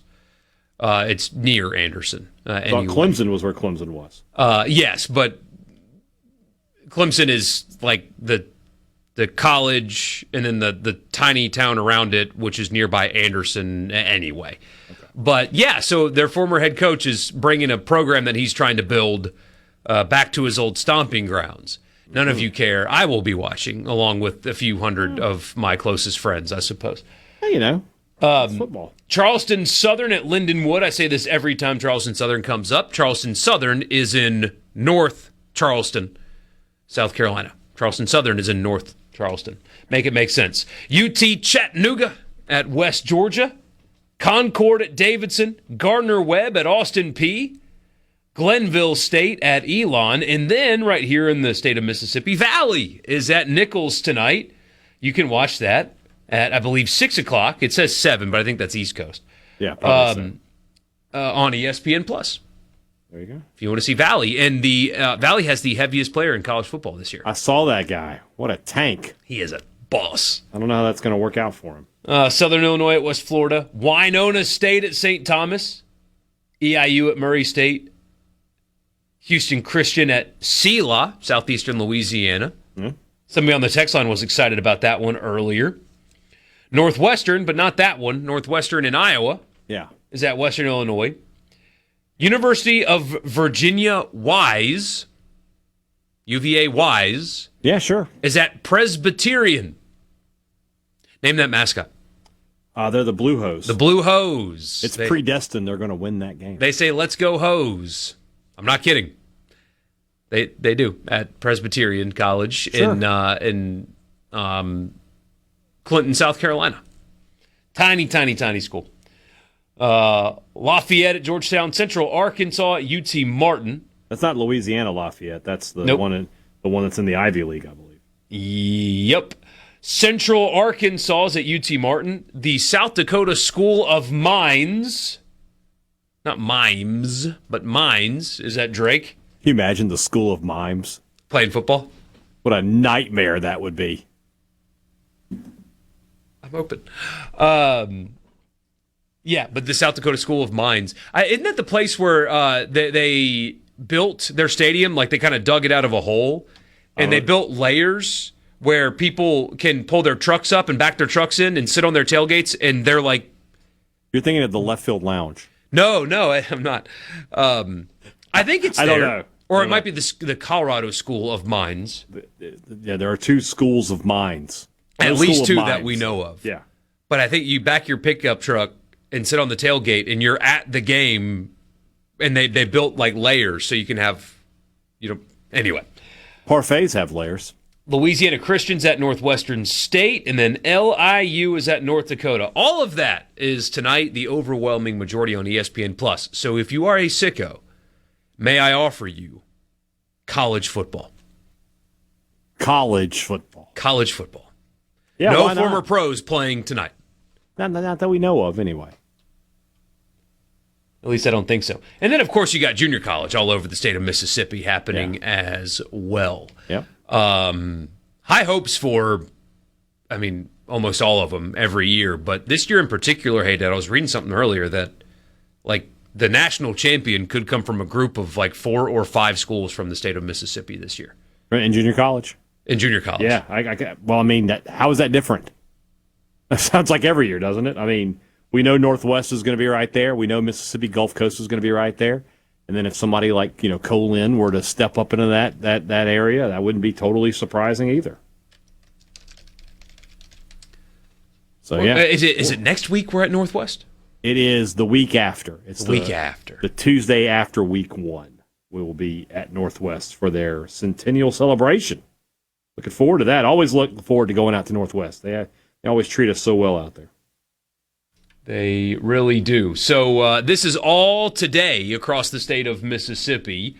Mississippi Delta's at Colin. East Central's at Northeast. Itawamba's at Hines. I actually saw the Itawamba buses earlier today driving around town. There you go. Holmes is at Pearl River. EMCC's at Southwest. Northwest is at Jones. And Kahoma is at Gulf Coast. So a full slate. Full slate coming up tonight. That'll junior college this week. High school gets going big time tomorrow. Next week, it's a full slate of college football. The week after that's the full slate of the NFL. And then we're just good. We're good for the rest of the year. We don't have any worries. Yeah, 4 of them ranked in the top 15 in the junior college level this year. Who are they? Does it have it there? On the MACJC or MACCC website, they do not have rankings next to them. Oh, come on, guys. You got to give us that info. I will be able to find that, though. People reminded me that onions have layers. It's true. I'm an onion. I have layers. Multiple people with a Shrek reference. Hey, Dad, what was the reference you made earlier that no other radio show did? Sun Tzu, The Art of War. We have that reference Sun Tzu and Shrek on today's show. We have. We also are the only sports talk show in the country that got ChatGPT to create a fake press release for a defensive coordinator being hired. I mean, McElroy and Kublik, Moscona, the guys over, wherever. Step up your game, guys. What are you doing? If you're not getting ChatGPT to create fake resumes, that water is going to get used up one way or the other. We might as well use it for our purposes, right? That one resume costs 8,000 gallons of water. That's what I was told. I don't know if you knew that or not. That is a topic more reserved for Mornings with Richard Cross or Middays with Gerard. Yes, but still, it's still funny. It is absolutely funny. So there you go, football tonight. I will be watching.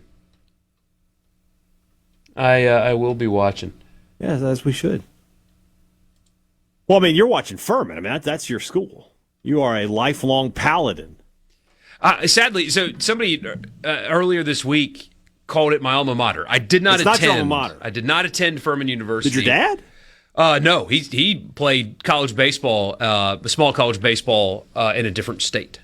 Was it at Oberlin? It was not at Oberlin. That's a really good guess, though. He would have played against Oberlin. What was it? I don't. I have learned that I have revealed too much personal information about myself and my life. Well, the good thing the commercial break's coming up. You could just tell me. But yeah, I'll be watching. I did not. I applied to Furman. They're a little bit smarter than what my academic progress was in high school. Sports Talk Mississippi. We'll be back. In the Venom Talk Mississippi, your all-access pass to all things sports in Mississippi. Sports Talk Mississippi on the SuperTalk app, your local SuperTalk station, and at supertalk.fm.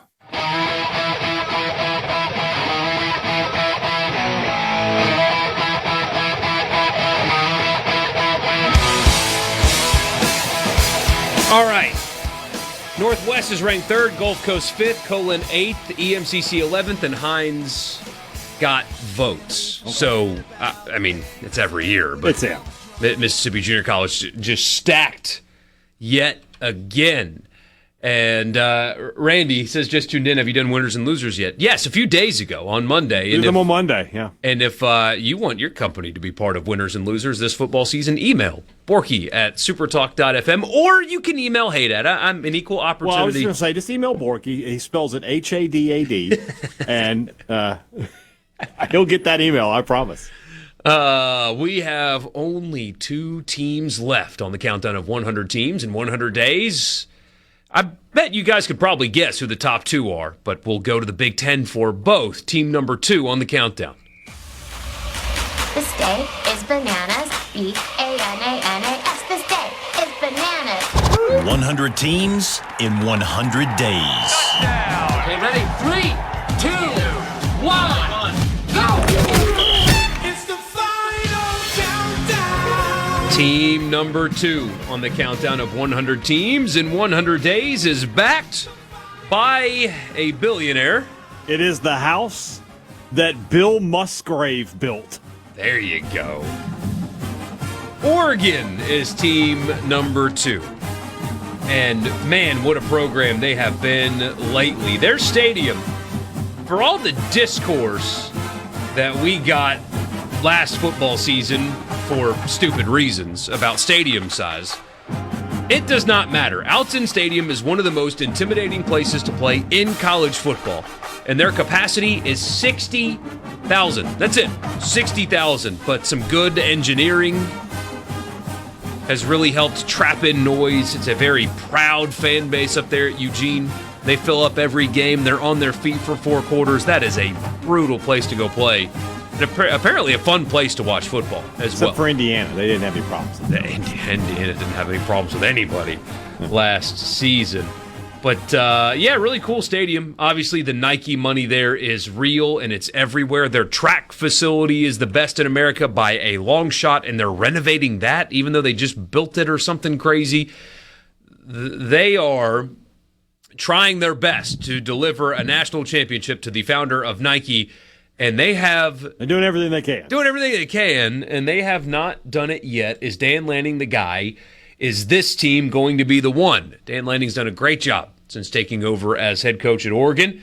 10-3, 12-2, and then they move over to the Big Ten, where he has gone 26-3, including 17-1 in the league since he's taken over. Last year, they were really, really good until they ran into Indiana. They beat Montana State. You know that mascot? Are they the Grizzlies? They're not. That is Montana. So Montana State. It's an animal. I don't know it. They are the Bobcats of Montana State. Then they beat Oklahoma State 69-3. Nice. 69-3 what they beat Oklahoma State. It was that was the end of Mike Gundy. That was it. Right there. Yeah. Then they beat Northwestern on the road. They beat Oregon State, their in-state rival. Penn State took them to double overtime. The Civil War. Oh, that's what it's called. Penn State took them to double overtime, but Oregon prevailed there. Then they hosted Indiana. Huge game after the bye week, and they lost by 10. Yeah. That's when you knew. That game was not close, though.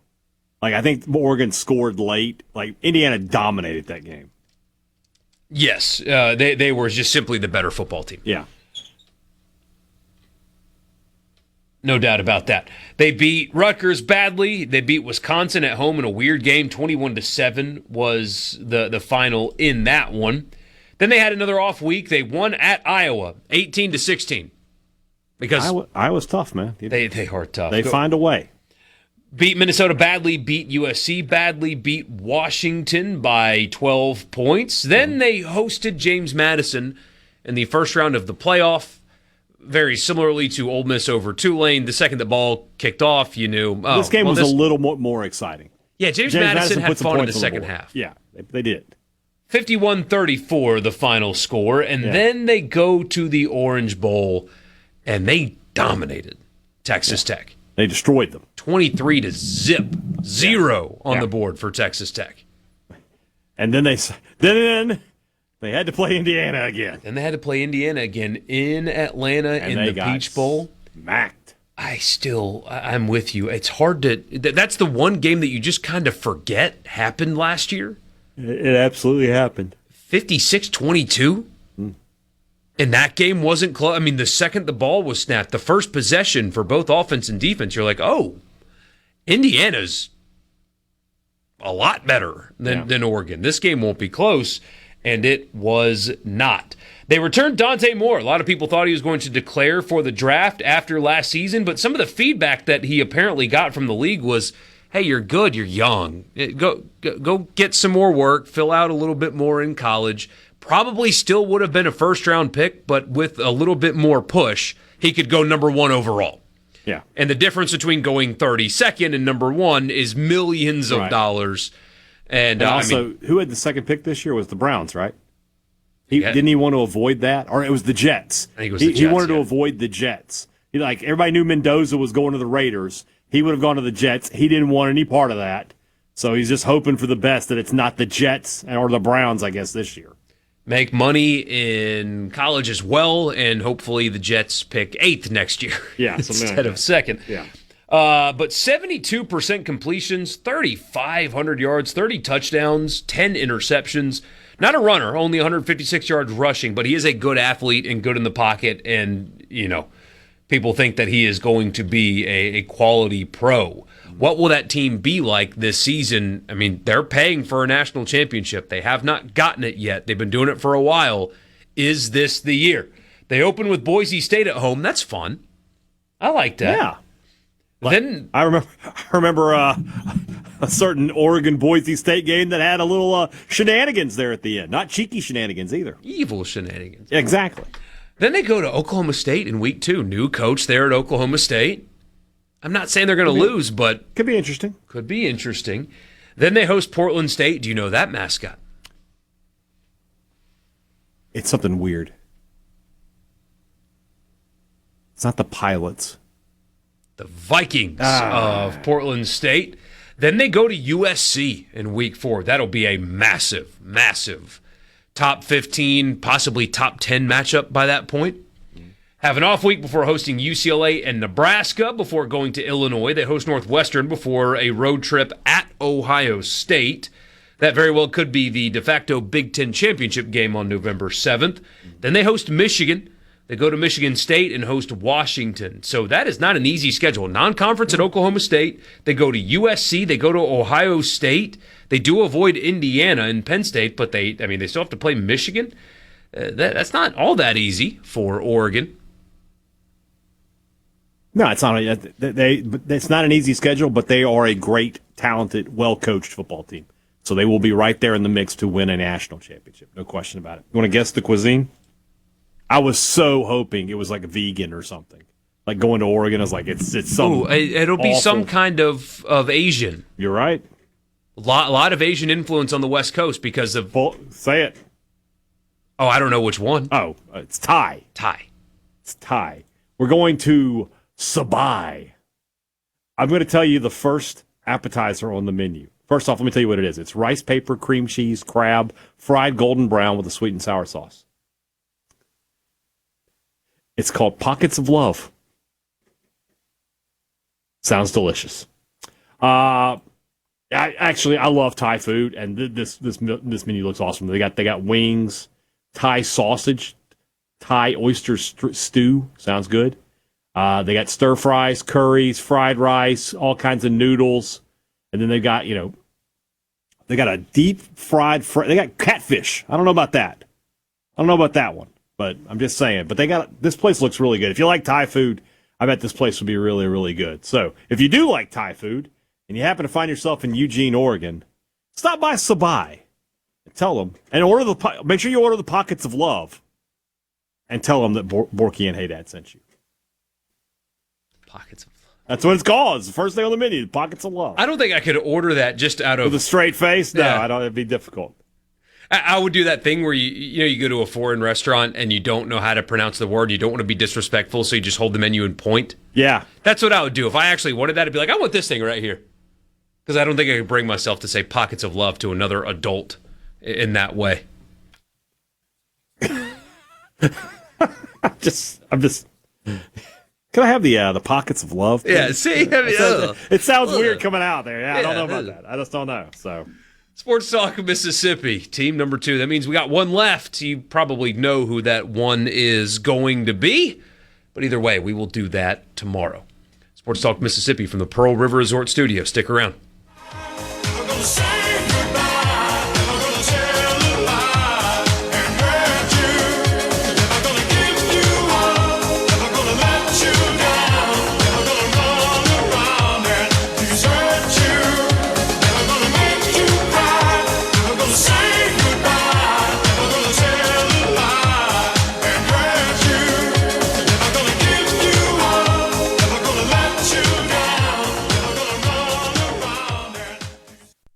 From the happening in Mississippi sports, you'll hear about it first, right here.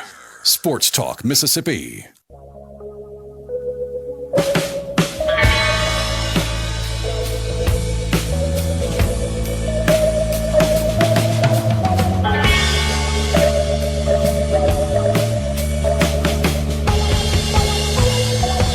So we did. There's a couple more suits out there. Players are now going after Greg Sankey specifically through their lawyers, and sure, go for it.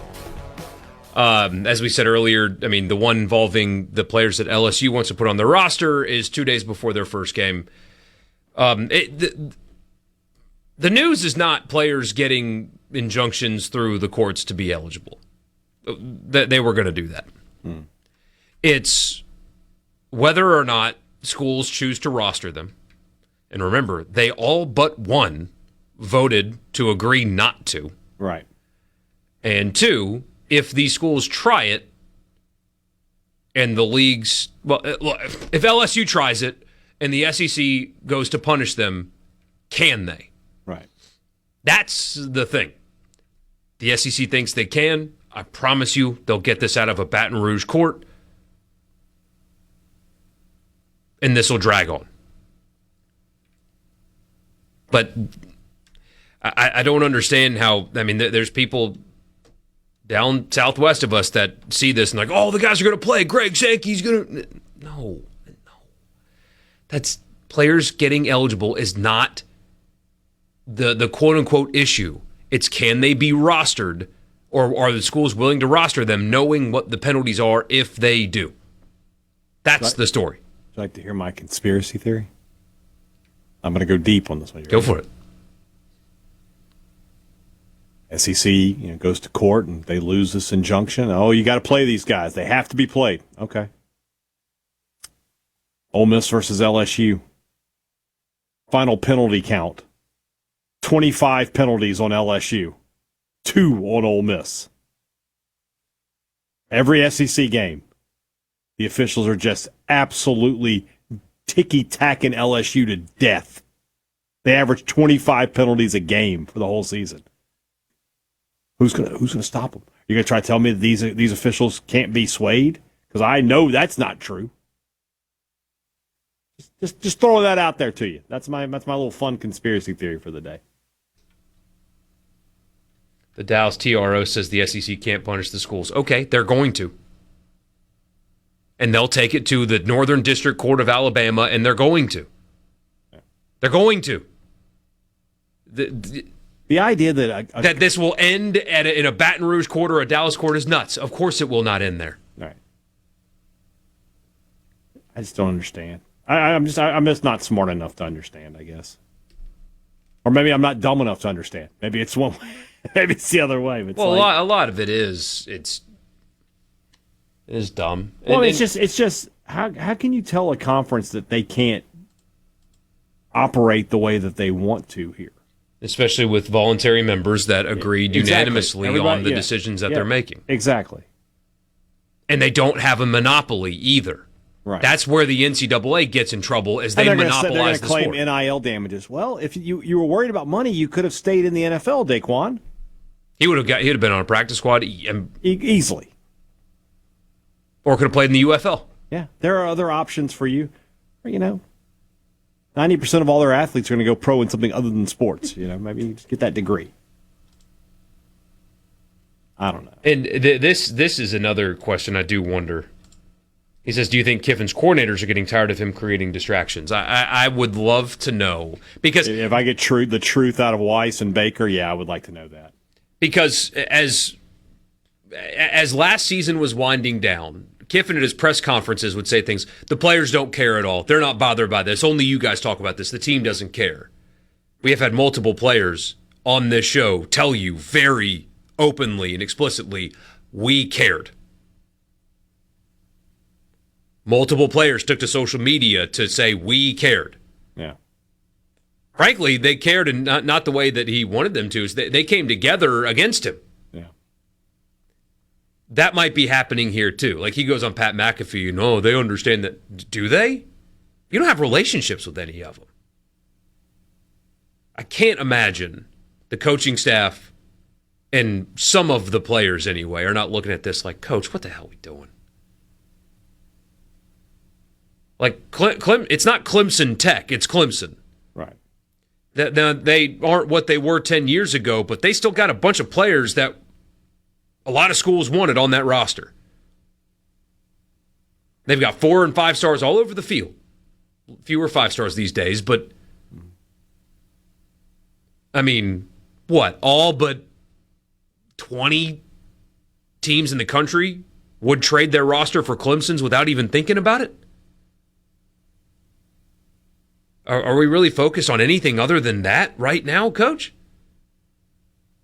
We'll see. I just don't know, man. It's just painful. Like I said, I just really want to get to next Saturday. We can start getting some games in to talk about, but who knows?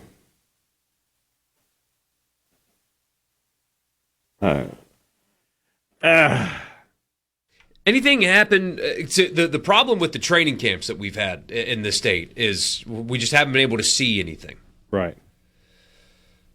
Anything new that has come up that has piqued your interest? I mean, State has shut things down from a media perspective. Yeah, so has Ole Miss. The last availability was on Tuesday. Levy won't speak again until Monday. His press conference is at 10:15 on Monday. So, to answer your question, no, not really, because there's not any news coming out at this point. They are Operation Zero Dark 30 over there at Starkville, and apparently the same in Oxford. So, right now you're just, you go off of what you hear. I am hopeful that I can black ops some information out of Saturday's scrimmage / mock game, whatever you want to call it, but I don't know that for a fact. So hopefully, hear a few things here and there, but right now, like I said, it's just very quiet. Same thing out of Ole Miss, although we've talked about Jonte Cook a lot. Pete Golding keeps bringing up Horatio Fields as a guy that he just keeps mentioning him, and that stands out to me some.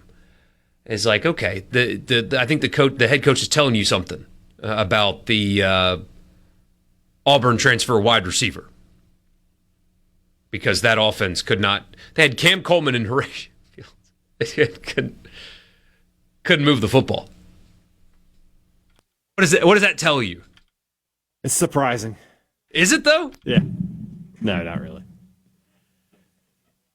But no, I mean, not much. They're getting the offensive line a few weeks ago. Health wise, was not ideal. I think they've gotten healthier as things have gotten closer. There was a period of time a few weeks ago where it was like, oh, no. Yeah. Wait. There was a video of a Chambliss touchdown pass that I think that they posted on social media. I think they deleted it because who was in at guard? Because the first reply was like, wait, who is that? And then the video got deleted. Come on, guys. Just say that they're rotating players. They rotate guys. Like, he just wasn't in on this play. It's not that big a deal. But I do think that State did get some what I consider to be very good news about one of their offensive linemen. Miles McVay was arrested for driving 101 miles an hour. I think that's fantastic news.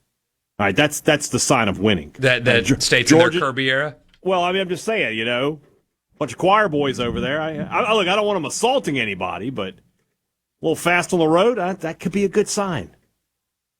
And, of course, the caveat is glad, everybody's safe, nobody got hurt. He should have to run stadiums at 4 a.m. for a week, and hopefully he doesn't do it again. Yeah, exactly. I'm sure that's what it was. So.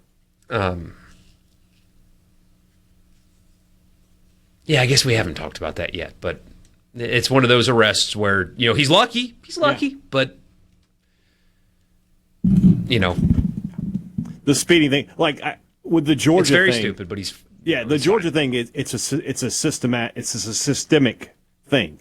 They've had 20 guys arrested in the last few years. One guy isn't a problem. 20 guys is a problem. So that's not even hypocrisy. That's just the truth. Yeah, you have 100 18 to 22-year-old young men. Yeah. In the 1970s or right now, they were still getting arrested sometimes. When 20% of your roster is getting arrested for the same thing, I mean, I guess it might be worse if it was a litany of crimes, if you got a couple of murderers, a couple of thieves, a couple of carjackers, whatever, that might be worse. But when they're all doing it on the same thing, that is a really weird thing. So you got nitro toggled. Remember nitro toggled?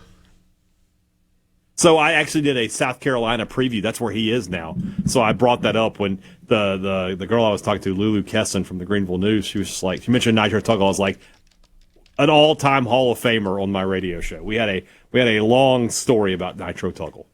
So he's in South Carolina. Mississippi State fans will see him in a few weeks. Yeah. Here's a name for you, by the way. Starting at quarterback for Furman tonight, Jake Garcia. You remember that name? No, it can't be. That guy was playing college football in like 2016. It can't be the same guy. You might be thinking of a different one. Jake Garcia was at Michigan for a little bit. Okay, I'm thinking of the guy who was at South Carolina. Not Steven Garcia. What was his name? He was a quarterback there for a few years. Jake something or other. He was really good as a true freshman, and then he never got better. Not that guy. Okay. Sports Talk Mississippi. We'll wrap the show up with you next. Jake.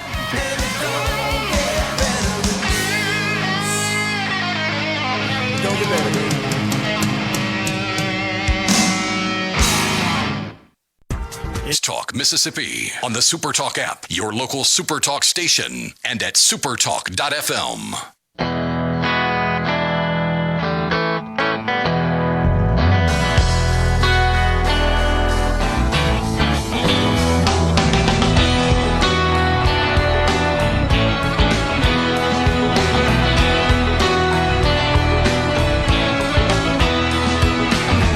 Welcome back, Sports Talk Mississippi. Borkey and Hadad with you. Tomorrow's pick day. Prediction day, pick day, call it whatever you will. We will pick the 4 major conferences. We will give you our college football playoff bracket. We will pick a national champion. Oh, hold on. We're going to pick a national champion. We're going to pick a Heisman Trophy winner. We're going to do 2 game picks. Okay. We're allowed to change our mind when we get to that game, all right? When we get to week 3, if you want to change your mind about what you got. But we're going to give you our early predictions for Ole Miss LSU and the Egg Bowl. Okay. So there we go. That's what we're all doing tomorrow. Does LSU get the former NFL players that they're trying to get on the roster? You justify your prediction however you want to do it. We make predictions on Fridays. Yeah, that's exactly right. That is correct. And we'll do a week 0 executive lock of the week as well. Yes. Takes a certain kind of player. If you'd like to sponsor the executive lock of the week, hey Dad at supertalk.fm.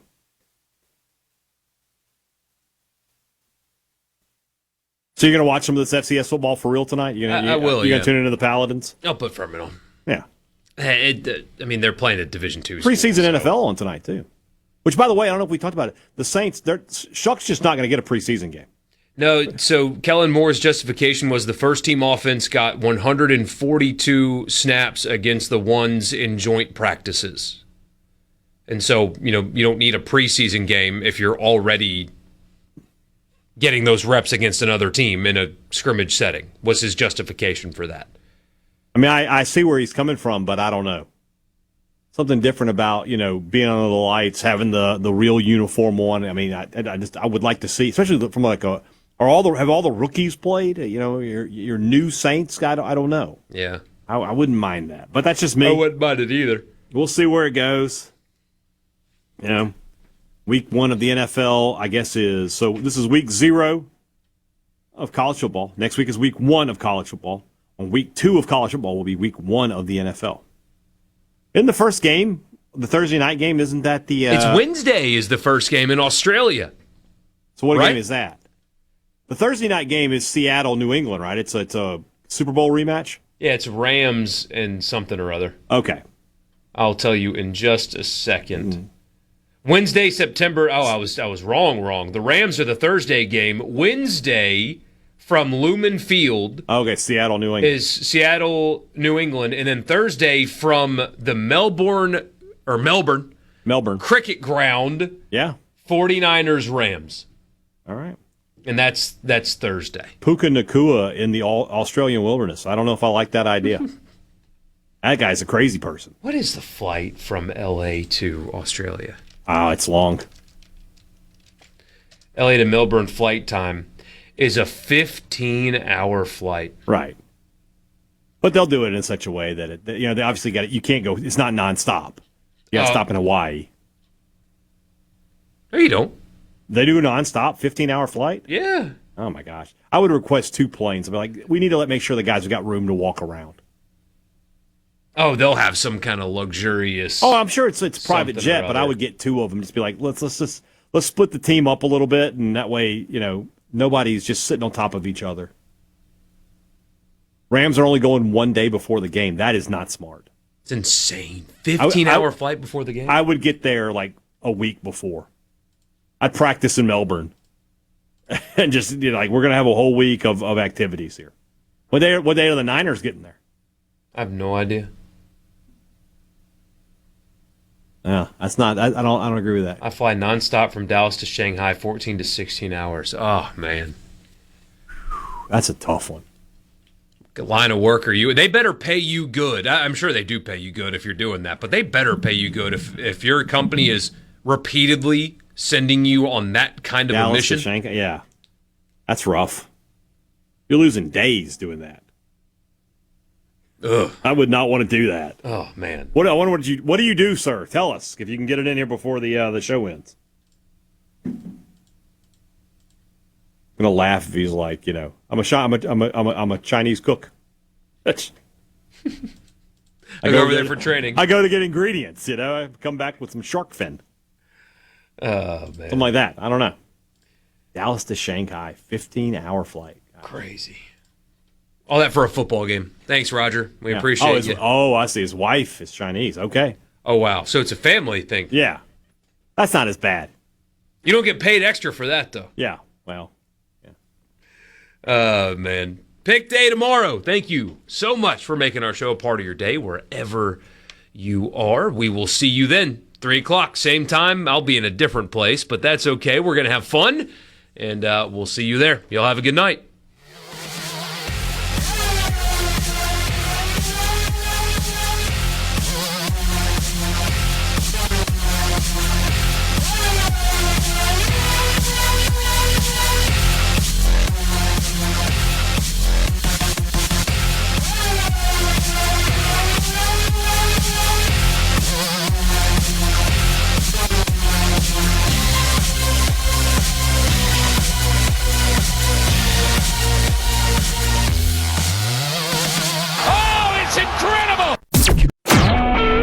SuperTalk Mississippi Media Production.